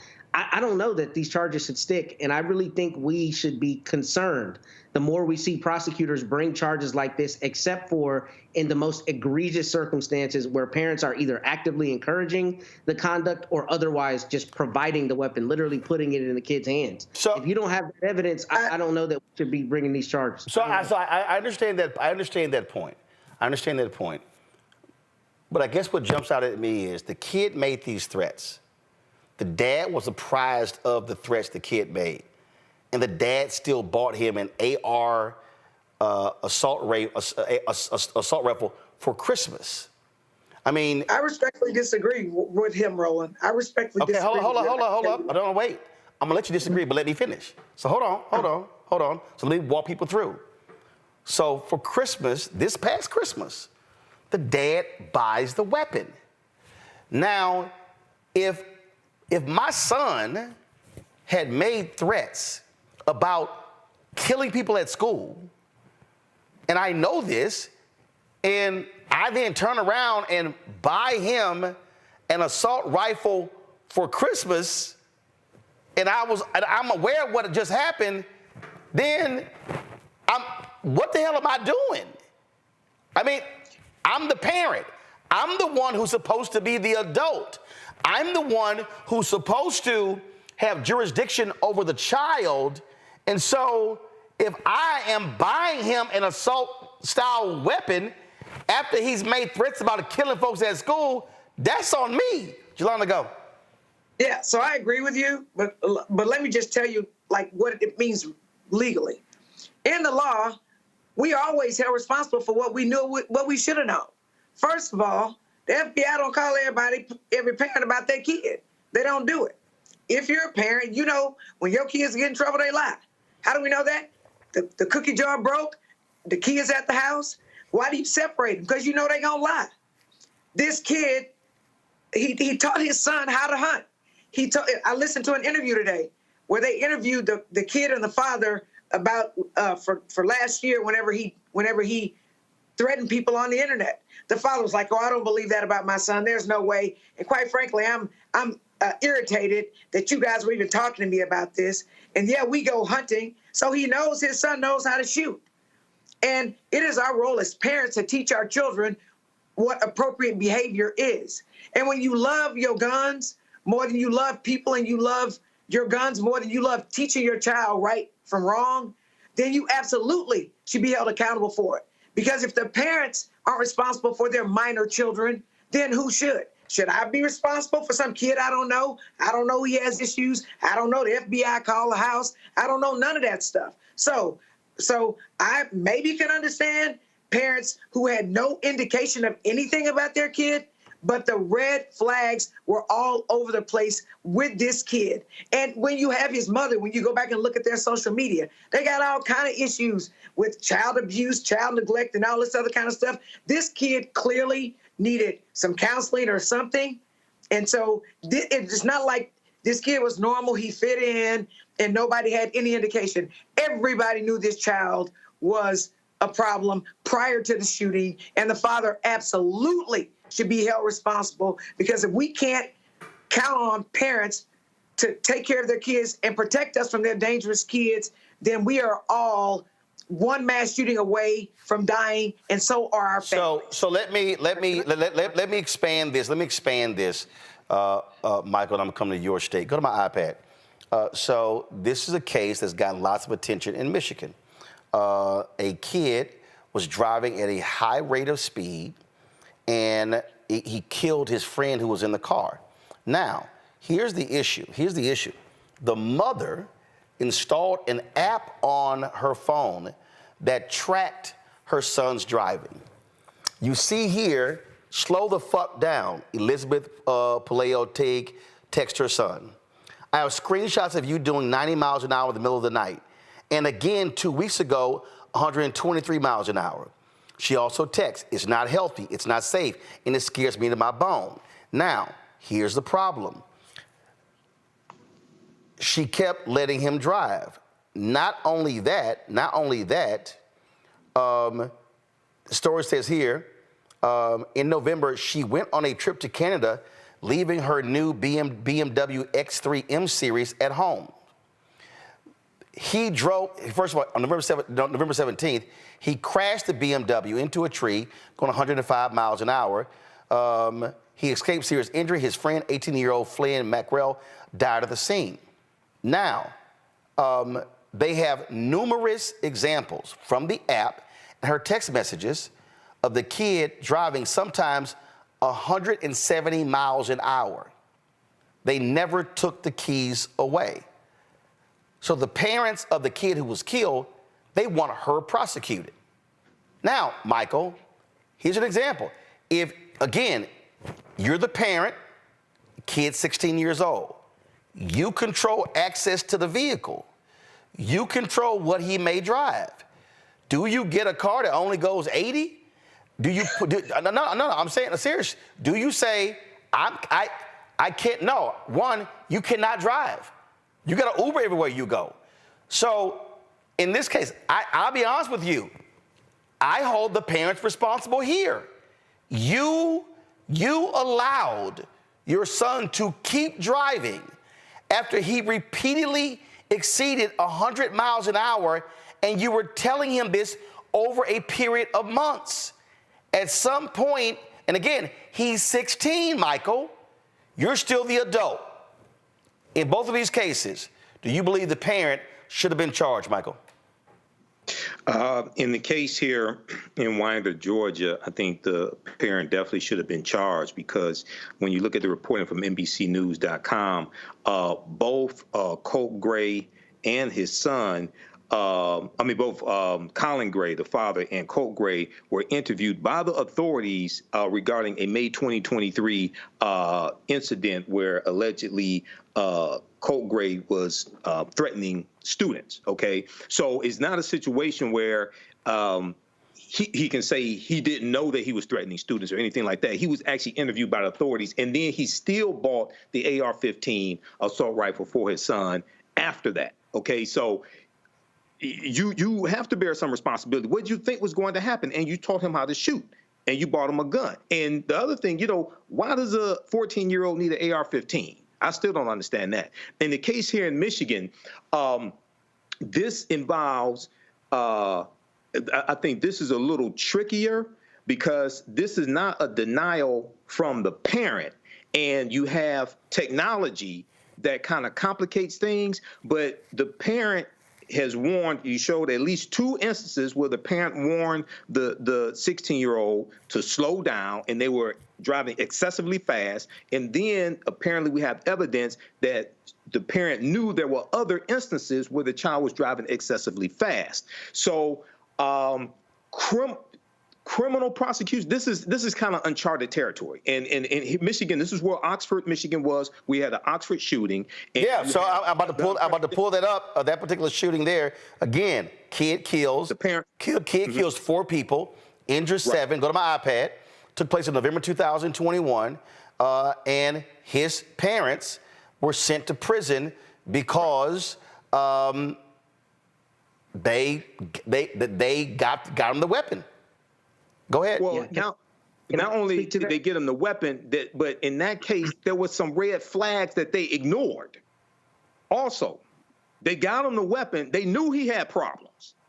It wasn't like, oh, I had no idea my baby was crazy. That wasn't the case here. They knew he had problems. Okay, in the Oxford shooting. So that is kind of different than the speeding case. But with the speeding case, at least a civil lawsuit. Bare minimum, a civil lawsuit. Right, I get that. I just think that if I am aware that my son or daughter is driving at a high rate of speed, and I am constantly imploring them to stop, and they don't, I'm taking keys. You can't drive. It's not going to happen. And The fact that they didn't stop him, they leave out of town, they leave the keys there, he's driving the vehicle, his friend gets killed. I mean, at some point, what the hell's parental responsibility, Matt, if that's not it? And so, go ahead. I get what you're saying, but I don't want there to be an unnecessary conflation of things. Parents absolutely should be morally responsible. And I definitely think in the circumstance, and maybe I'm a little wrong, maybe in this case, this particular case in Georgia, there are some charges that would make sense. I think murder charges are entirely too far. If you look at the law of the state of Texas, intentionally, knowingly, or recklessly, how do you recklessly or intentionally or knowingly do something that's going to cause murder? So that's murder. So let's go to Michigan. Hold on. So Michigan was manslaughter. So do you? No, he's charged with 2 counts of murder. He's charged with 2 counts of murder in Michigan. And I think that that's a problem. I think that's too high a charge as it relates to murder. And I understand that there are some theories whereby you can get to murder under certain circumstances. But the reason I think this is a problem is because prosecutors are going to be emboldened to start charging parents when some kid is selling drugs. And here's the last thing. The parents in Michigan who got convicted literally went to the school and addressed the issue. Nobody from the school got prosecuted, but because they wanted somebody to be held accountable, it was the parents. And here's the issue. Okay, so Matt, are you saying, I just want to clarify. So are you saying that you believe the murder charge is too high, but that the murder charge is too high, but if it's a manslaughter charge, that's more palatable? I don't know Michigan law, but I would say under Texas, I would charge this as criminally negligent homicide. Got it. Okay. Criminally negligent. No, hold on, Matt. The only reason I'm saying that, because somebody will say, oh my God, Matt wants the parents to get off. What you're saying, no, that's what I'm saying. So what you're saying is the murder charge is too high, that there are lesser charges that you can file against a parent in cases like this. And here's why I actually think it would be better. Okay. Hold on, Jolanda. I want to clarify that with Matt. Matt, go. I think criminally negligent homicide would be a more appropriate charge in this case because it's a lower burden of proof.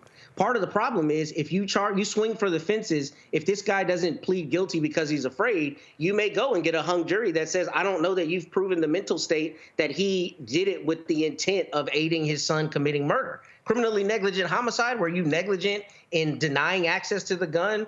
Yeah, probably, right? Got it. You get from that theory. But the bigger issue is we have to be concerned that prosecutors are trying to find novel ways to hold someone accountable in circumstances rather than addressing the overarching issue of gun policy and the prevalence of guns. And guns are everywhere. And your fear is that if we take this beyond school shootings, or in the case of Grosse Pointe, Michigan, driving at a high rate of speed, that all of a sudden what may then happen is a prosecutor may then, if drugs were sold, they may try to expand this in a way that it goes far beyond these sort of large, high-profile cases. Got it. Jolanda, go. So here's my thing. First of all, I think all 3 cases, the parents knew or should have known what their kids were doing. That's the first thing I'm going to say. So to act like, because you didn't know specifically what they were going to do, that they shouldn't be held accountable, I don't agree with that. It's the first thing I'm going to say. The second thing that I'm going to say is this. It is not unusual in a trial, you charge somebody with murder, there are what's called lesser included crimes. So you can swing for murder. If the jury doesn't believe that there's a requisite intent, then they can be convicted of a lesser included. So what he wants to do can still happen with the way that they are charged. And I'm going to say this again, Roland, and I 1,000% agree with you, that parents are in a unique position to know what is going on with their children. And if we abdicate our responsibility as parents, we need to pay attention to what our kids are doing. Even with the kids with the mass shooting in Michigan, the parent came to school, the kid was saying he was going to kill people. And you do not have to have the intent for the specific outcome. It is reasonable to believe that if I give you an AR-15, that somebody gonna die. I don't have to have a magic ball and know when you're gonna shoot it and who specifically is gonna die under what circumstances. And so the law doesn't require you to do that, right? But if you intended to have the gun, you intended to give your son a gun, The only reason that somebody has a gun is to shoot it. You already said they shoot stuff. You already know that he was threatening to have a mass freaking shooting. That's what y'all got interviewed for. A mass shooting. A mass shooting occurred. 4 people died. Therefore, and you were upset that they had the audacity to interview you and your kid. Yeah, you need to be exactly where you are, charged with what you got charged with, and deal with it. And what that will cause parents to do is pay attention to their children, because too many parents don't pay attention to what their children are doing when the signs were written all over the wall if you would have paid attention and been a damn parent. Yeah, let me respond, please. Two things can be true at the same time. I've tried prosecutor and defense attorney many cases where lesser includeds were involved. And you and I both know in Texas, a prosecutor automatically gets lesser includeds. Defense got to show evidence that you get lesser includeds, right? You're not wrong about that. But it's still a problem to me that a prosecutor would say, I'm going to swing for the fences on this very tenuous, in my argument, theory as it relates to the mental state. Because yes, the parent knew there were red flags, but that does not mean that the parent knew the child was actually going to go do something, threats notwithstanding. If that were the case, we would put every single person who ever makes a threat in prison forever, and we don't do that. We have to be able to prove it. And I think that making parents accountable, even in the most heinous circumstances, is important, yes, to hold them accountable, but only where we really have good evidence. Because what's going to happen otherwise is parents across the country are going to start getting charged for things that their children do. And that's why we have a juvenile system. That's why we have a whole criminal justice system for when children commit crimes. Otherwise, I guarantee you it would be black and brown people and parents who get the brunt of prosecutors now going after them, turning minor things into the parents' responsibility. In fact, that's why in Texas, they got rid of truancy for parents. Because why? The parents weren't at school and they couldn't make the child go to school. That's a much different circumstance. But the point is, you have the same proof issues. And I think you're going to have those issues in this circumstance. That's just my opinion. I don't think you have those issues. He gave the boy an AR-15 for Christmas, literally 7 months after he got interrogated by the FBI because his son threatened to have a mass shooting. It's not every day that the FBI calls anybody's house about a mass shooting. And mass shootings in the United States are real. They happen all of the time. So take it seriously. And I do agree with you that whenever they do anything in this country, because I've been black all my life, just like you've been black all your life, they always penalize us more. But we cannot stop requiring parents to be parents and paying attention to what their children are doing and putting guardrails in place to try to prevent these types of things, because we are fearful that the government is going to start targeting black people. Mm-hmm. Yeah. We're on the same page on that. Well, it is certainly something to look out for, and you have parents and others who want justice, and that is what they are demanding. Going to go to a quick break. We come back. We'll talk about the job support that dropped today. Also have Black and Missing. Plus, Freddy Jackson addresses the reports about his weak voice and his gaunt condition. We'll show you that as well. You're watching Roland Martin Unfiltered on the Black Star Network.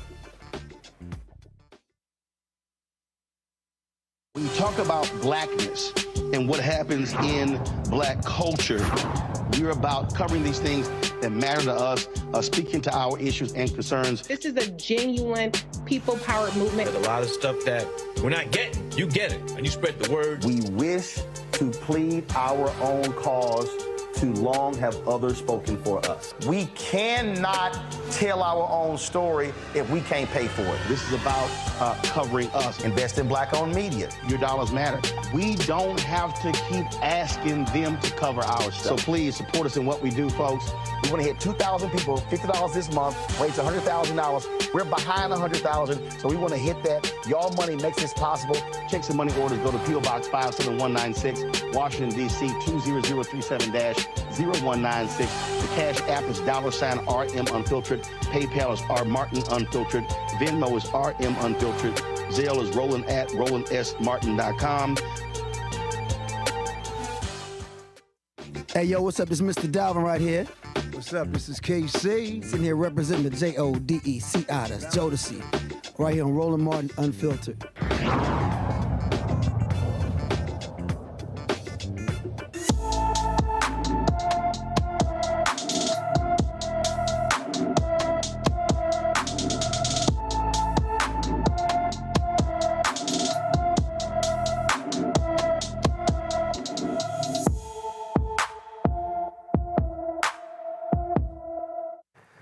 Tia Thacker has been missing from her Beaufort, South Carolina home since April 4th. The 15-year-old is 5 feet tall, weighs 114 pounds with black hair and brown eyes. Tia may go by the first name Simone or the last name Martin. Anyone with information about Tia Thacker should call the Beaufort County, South Carolina Sheriff's Office at 843-524-2777, 843-524-2777. U.S. labor market, folks, the report is out for August. According to the Bureau of Labor Statistics, employers added an estimated 142,000 jobs last month. The overall unemployment rate slightly dropped to 4.2% in August from July's 4.3%. Black Americans saw their jobless rate fall to 6.1% from 6.3% in the month prior. This trend was in line with the rate for black men falling to 5.9%. Black women stayed the same at 5.5%. The thing here, Michael, is that Republicans keep whining and complaining about the economy. The fact of the matter is we have never had an economy where you had the unemployment rate this low for this long period of time. And they keep yelling that, oh, my God, the sky is falling, but it's not. And inflation is also dropping as well. You have 142,000 jobs created over 40 straight months of private sector job growth. Unemployment rate ticked down to 4.2%. And the reason why Republicans are, I mean, when you're the party that tries to rewrite the January 6th insurrection and try to say it's not that bad, when you try to lie about what happened, then it's clear. It's not surprising when you root for a recession to take place. But if you want a recession to happen, let Donald Trump get back in office, because his tariffs are going to create a recession. So this is a healthy economy. It's not a perfect economy. Yes, you still have to continue to attack inflation, go after price gouging, stop the merger of Kroger and Albertson, things of this nature. But when you look at things to boost the economy, attack inflation, things of this nature, Republicans generally have no policies to address that. You're going to get word salad like you did with Donald Trump dealing with child care costs. OK, they have no policies to address this. So we need to continue and understand how you know, the CNBC.com has an article dealing with how Donald Trump's economic policies would increase the deficit 5 times more than Kamala Harris's policies will as well. So this is all tied to who you vote for, and elections have consequences. You know, Matt, President Joe Biden posted this on his social. They posted it on a social media account. The United States has the strongest post-pandemic recovery in the world. And this is the thing that I sort of keep trying to remind people that a thing called a pandemic existed. And so when you look at real GDP recovery, the G7, so again, GDP recovery for the United States, 9.4%. Next highest country is Canada at 5.45%. Italy, 4.7%. You can go on and on and on. You see these various countries. And I know folks in the United States don't give a damn about the rest of the world, but the bottom line is this here. We talk about, I keep telling people, there was a thing called a pandemic. And that pandemic was in 2020, it was in 2021, it went into 2022.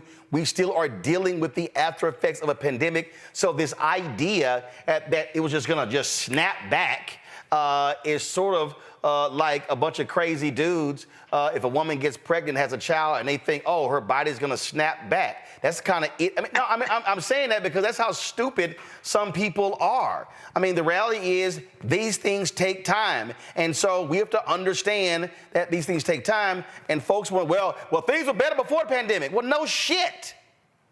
I mean, yeah, guess what? 1 million plus people died because of COVID. I'm quite sure those families would say, yeah, my loved one was alive before COVID. I mean, that's the thing that probably drives me crazy the most, this idea that, oh, why isn't everything back to normal? Well, guess what? You can go to any downtown in America and you will see things are not back to normal. Why? Because people are not in the office the way they used to. So what's the result of that? Commercial real estate is down. Massive numbers. Also, restaurants and other stores in downtown areas have closed shop or moved to other places because guess what? The people aren't there. And so I just wish Americans would stop being idiotic at times and understand that in order to recover from a 100-year pandemic, it's kind of going to take a little time. You're 100% right. But first, you're not going to get me in trouble referencing that metaphor you used a moment ago about snapping back. Well, guess what? I'm going to say it, and it's true. If you're a man and you're like, well, I don't understand why she ain't lost her baby weight, because dumbass, you didn't put the weight on. It's just, no, I'm saying it because people are stupid and act like, well, I don't understand. If a person's had a baby and they gained 40, 50 pounds, they ain't going to lose it in 3 damn days. Let the record reflect I did not comment on that metaphor. But I did. As it relates to this economic issue, I think you're right. And, we talked about this before.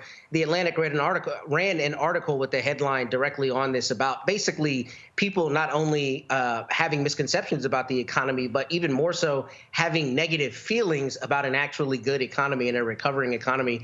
And I think you're right. I think, there's not enough value given to the economic effect that the pandemic had, but not only the literal economic effect, the psychological effect, the way we view it. And frankly, to your point, I was telling somebody at lunch today that I have many more clients than I probably ever would have had before the pandemic that I have never met in person, that I've interacted with remotely for whatever reason.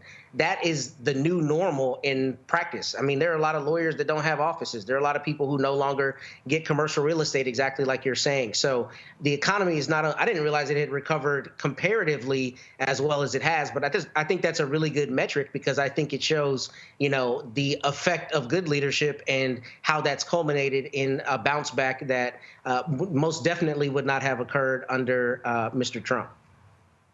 Yolanda, go. So I think, Roland, first of all, the pandemic actually created a whole new economy. We were forced to do things remotely that we didn't do before. So now you realize you don't have to pay that overhead for to go to the store, or now I can order my stuff online. So you're going to have to figure out new ways to create commerce because it's just different. It's not going back. That's the first thing I'll say. The second thing I'll say, and I'm going to use this as a personal experience, when I was pregnant with my child, and everybody knows that I'm a fitness freak because I'll be 59 come November, and I know I don't look it, but my nurse— No, you look 65. Go ahead. So my nurse said to me at the doctor's office, Yolanda, you didn't gain that weight in a day, and you're not going to lose it in a day. It's going to look like a baby still in there when a baby comes out. And it did take me a while. So you're speaking truth to power, Roland. But I'll also tell you something else that is— I know I am. Matt just scared. Too many people are looking to social media for reality when it's false. So people are showing vacations and they're doing this and they're doing that. And people think other people have money that they don't have. And they're projecting that onto their perceptions about how well they think the economy is doing. So I say kudos to President Biden and Vice President Harris because they do have good economic policies, and people just don't know the truth. And I'm going to keep saying this again. That's why I'm so thankful that you're here, because a lot of people listen to you and you break it down in regular people's terms so they can understand, because I don't think most people know what gross domestic product means. They don't know those things, but the economy is doing well. It's doing better than it was, and we need to get President Harris come November 5th. I definitely agree with what's been said. And unfortunately, most Americans don't understand how the economy works. We've talked about before on the show the company that was sued for price fixing the price of eggs. They were sued for, they had to settle for about $53 million. Then also you had millions of chickens that were killed because they had the avian flu that drove up the price of the cost of chickens as well as eggs. The Ukraine war drove up the price of grain. So a lot of people don't understand, especially when they operate based upon this Donald Trump ideology of America first, don't understand how other things around the world impact the economy here. Okay, it wasn't just COVID. It was the Ukraine war. You have price gouging, but then also the increase in the cost of vehicles, of cars and rental cars because of the shortage of microchips as well. And this is something that the CHIPS Act is called Stuff Happens that leads to other shit happening that maybe your life ain't the same the way it used to be. And it's called calm your ass down and wait till it come back. Yep, and not only that, also people have to keep in mind that Donald Trump inherited a healthy economy from the Obama-Biden administration, and he squandered the economy. Well, right, well, like, I had some Negro from Compton emailing me, oh, man, in the hood, we were doing great. We were killing it under Trump. And I'm like, dumbass. That was because the economy that Obama and Biden handed to him, and let's not forget what economy they were handed by Bush Cheney. So he talking about all Trump did this and did that, and I'm like, what did his ass leave? 16.9% unemployment. I said broke left and right. I'm like, oh, y'all forget. So I just love, I love these Simple Simon Negroes and these maggots who want to talk about 2017, 18, and 19 and act like 2020 never happened. Well, they skip over the 3 government shutdowns in the first 2 years of the Trump administration. They skip over the $1.9 trillion American Rescue Plan that gave them larger stimulus checks from Biden, Harris than Trump, Pence. They skip over the child tax credit that lifted 1 million African-American children out of poverty because of Biden, Harris, because of the $1.9 American Rescue Plan. They skip over every damn thing, and it just, and they think that this fool in the House or the Senate voted for that bill either. And they skip over all his damn bankruptcies, so that's just what they do. First of all, before I go, for y'all real quick, all y'all YouTube people, y'all sitting on y'all ass, hit that damn like button. Okay, y'all been sitting here commenting left and right. Hit the damn like button. No reason we should be over 1,000. All right, y'all. All kind of folks been commenting for the last few months about Freddy Jackson, how his voice sounds, why he's so frail. Well, finally, Freddy addressed it publicly. He put this video out. Hey, everyone. It's Freddy Jackson, and I hope you all are doing well today. I wanted to share something deeply personal with you. After a lot of thought and reflection, I've come to a point where I feel I'm ready to talk about a recent chapter in my life. I have been diagnosed with kidney disease. This journey has had its challenges, but I've decided to face it with openness and resilience. It's important to me that I share this with you, not just as a part of my personal story, but as a way to make a positive difference. I'm excited to let you know that I've partnered with the National Kidney Foundation. Together, we're working to raise awareness about kidney health and support for those who are affected by kidney disease. It's a cause that's close to my heart, and I hope our efforts will help shine a light on the importance of this issue. Your support has always meant the world to me. As I take this step, I'm turning my personal experience into a platform for greater understanding and advocacy.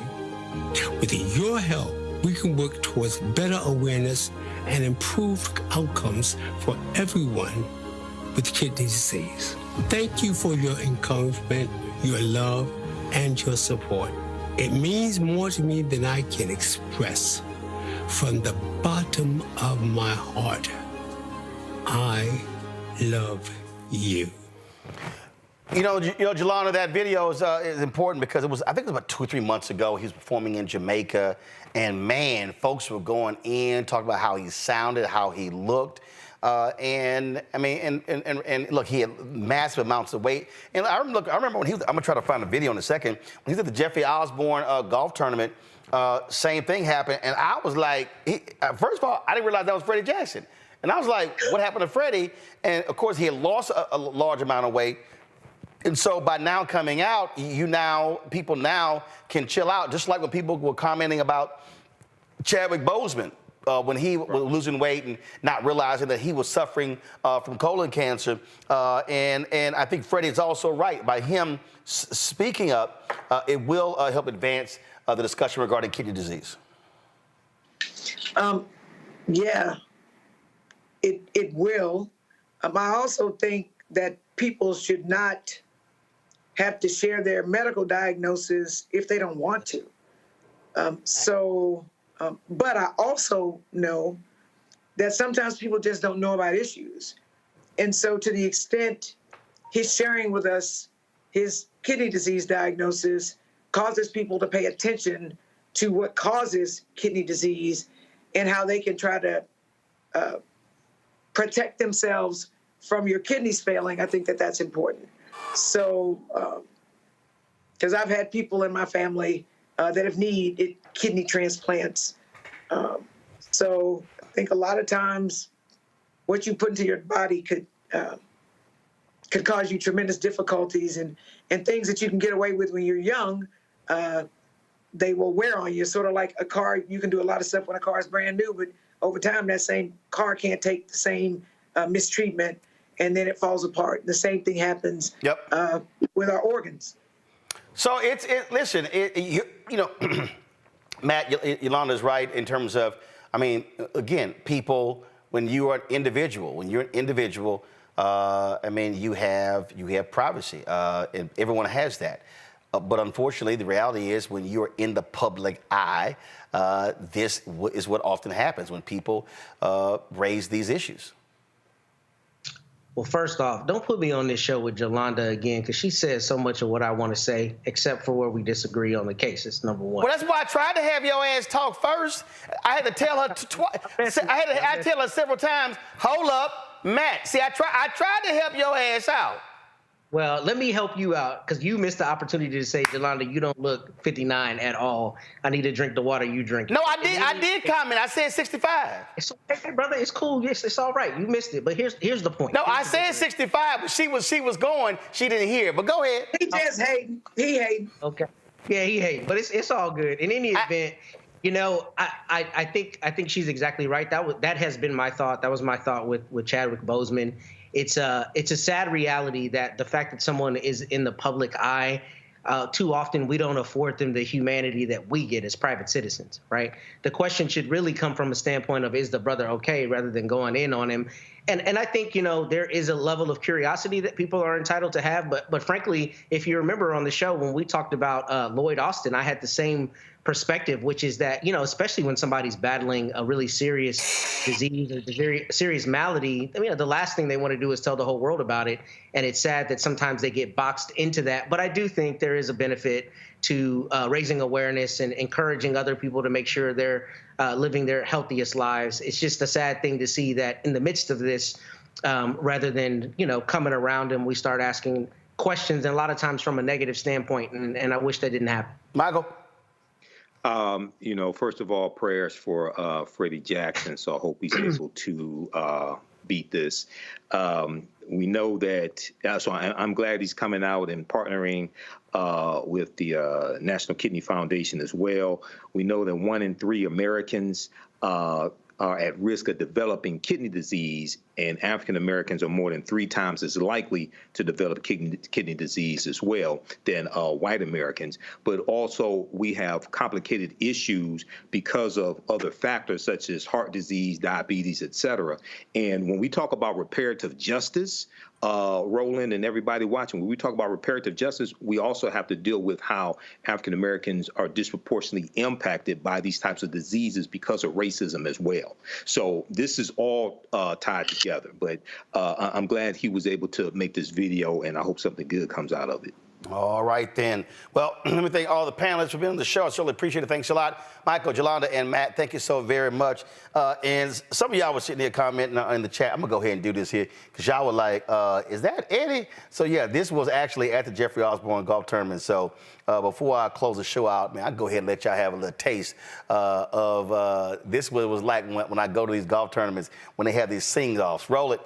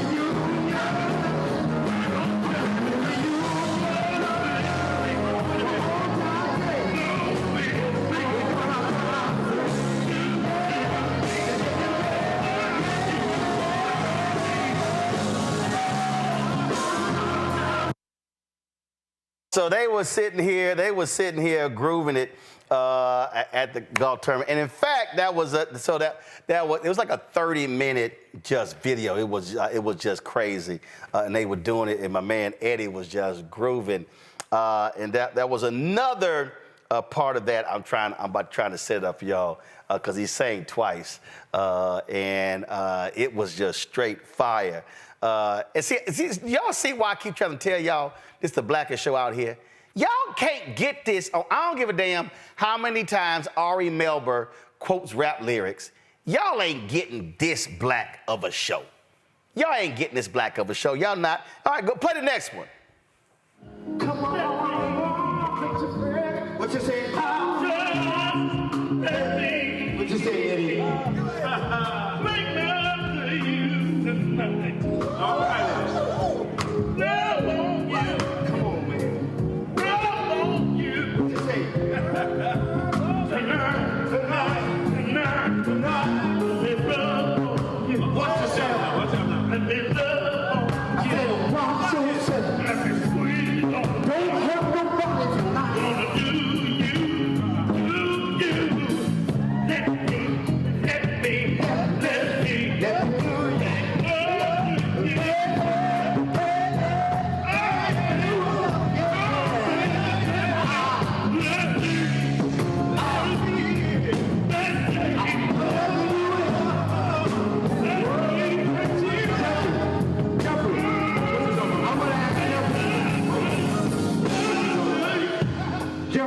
Man, I told y'all this is the blackest show out here. All right, y'all, that is it for us.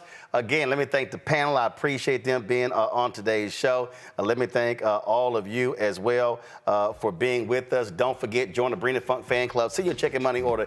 P.O. Box 57196, Washington, D.C. 20037-0196.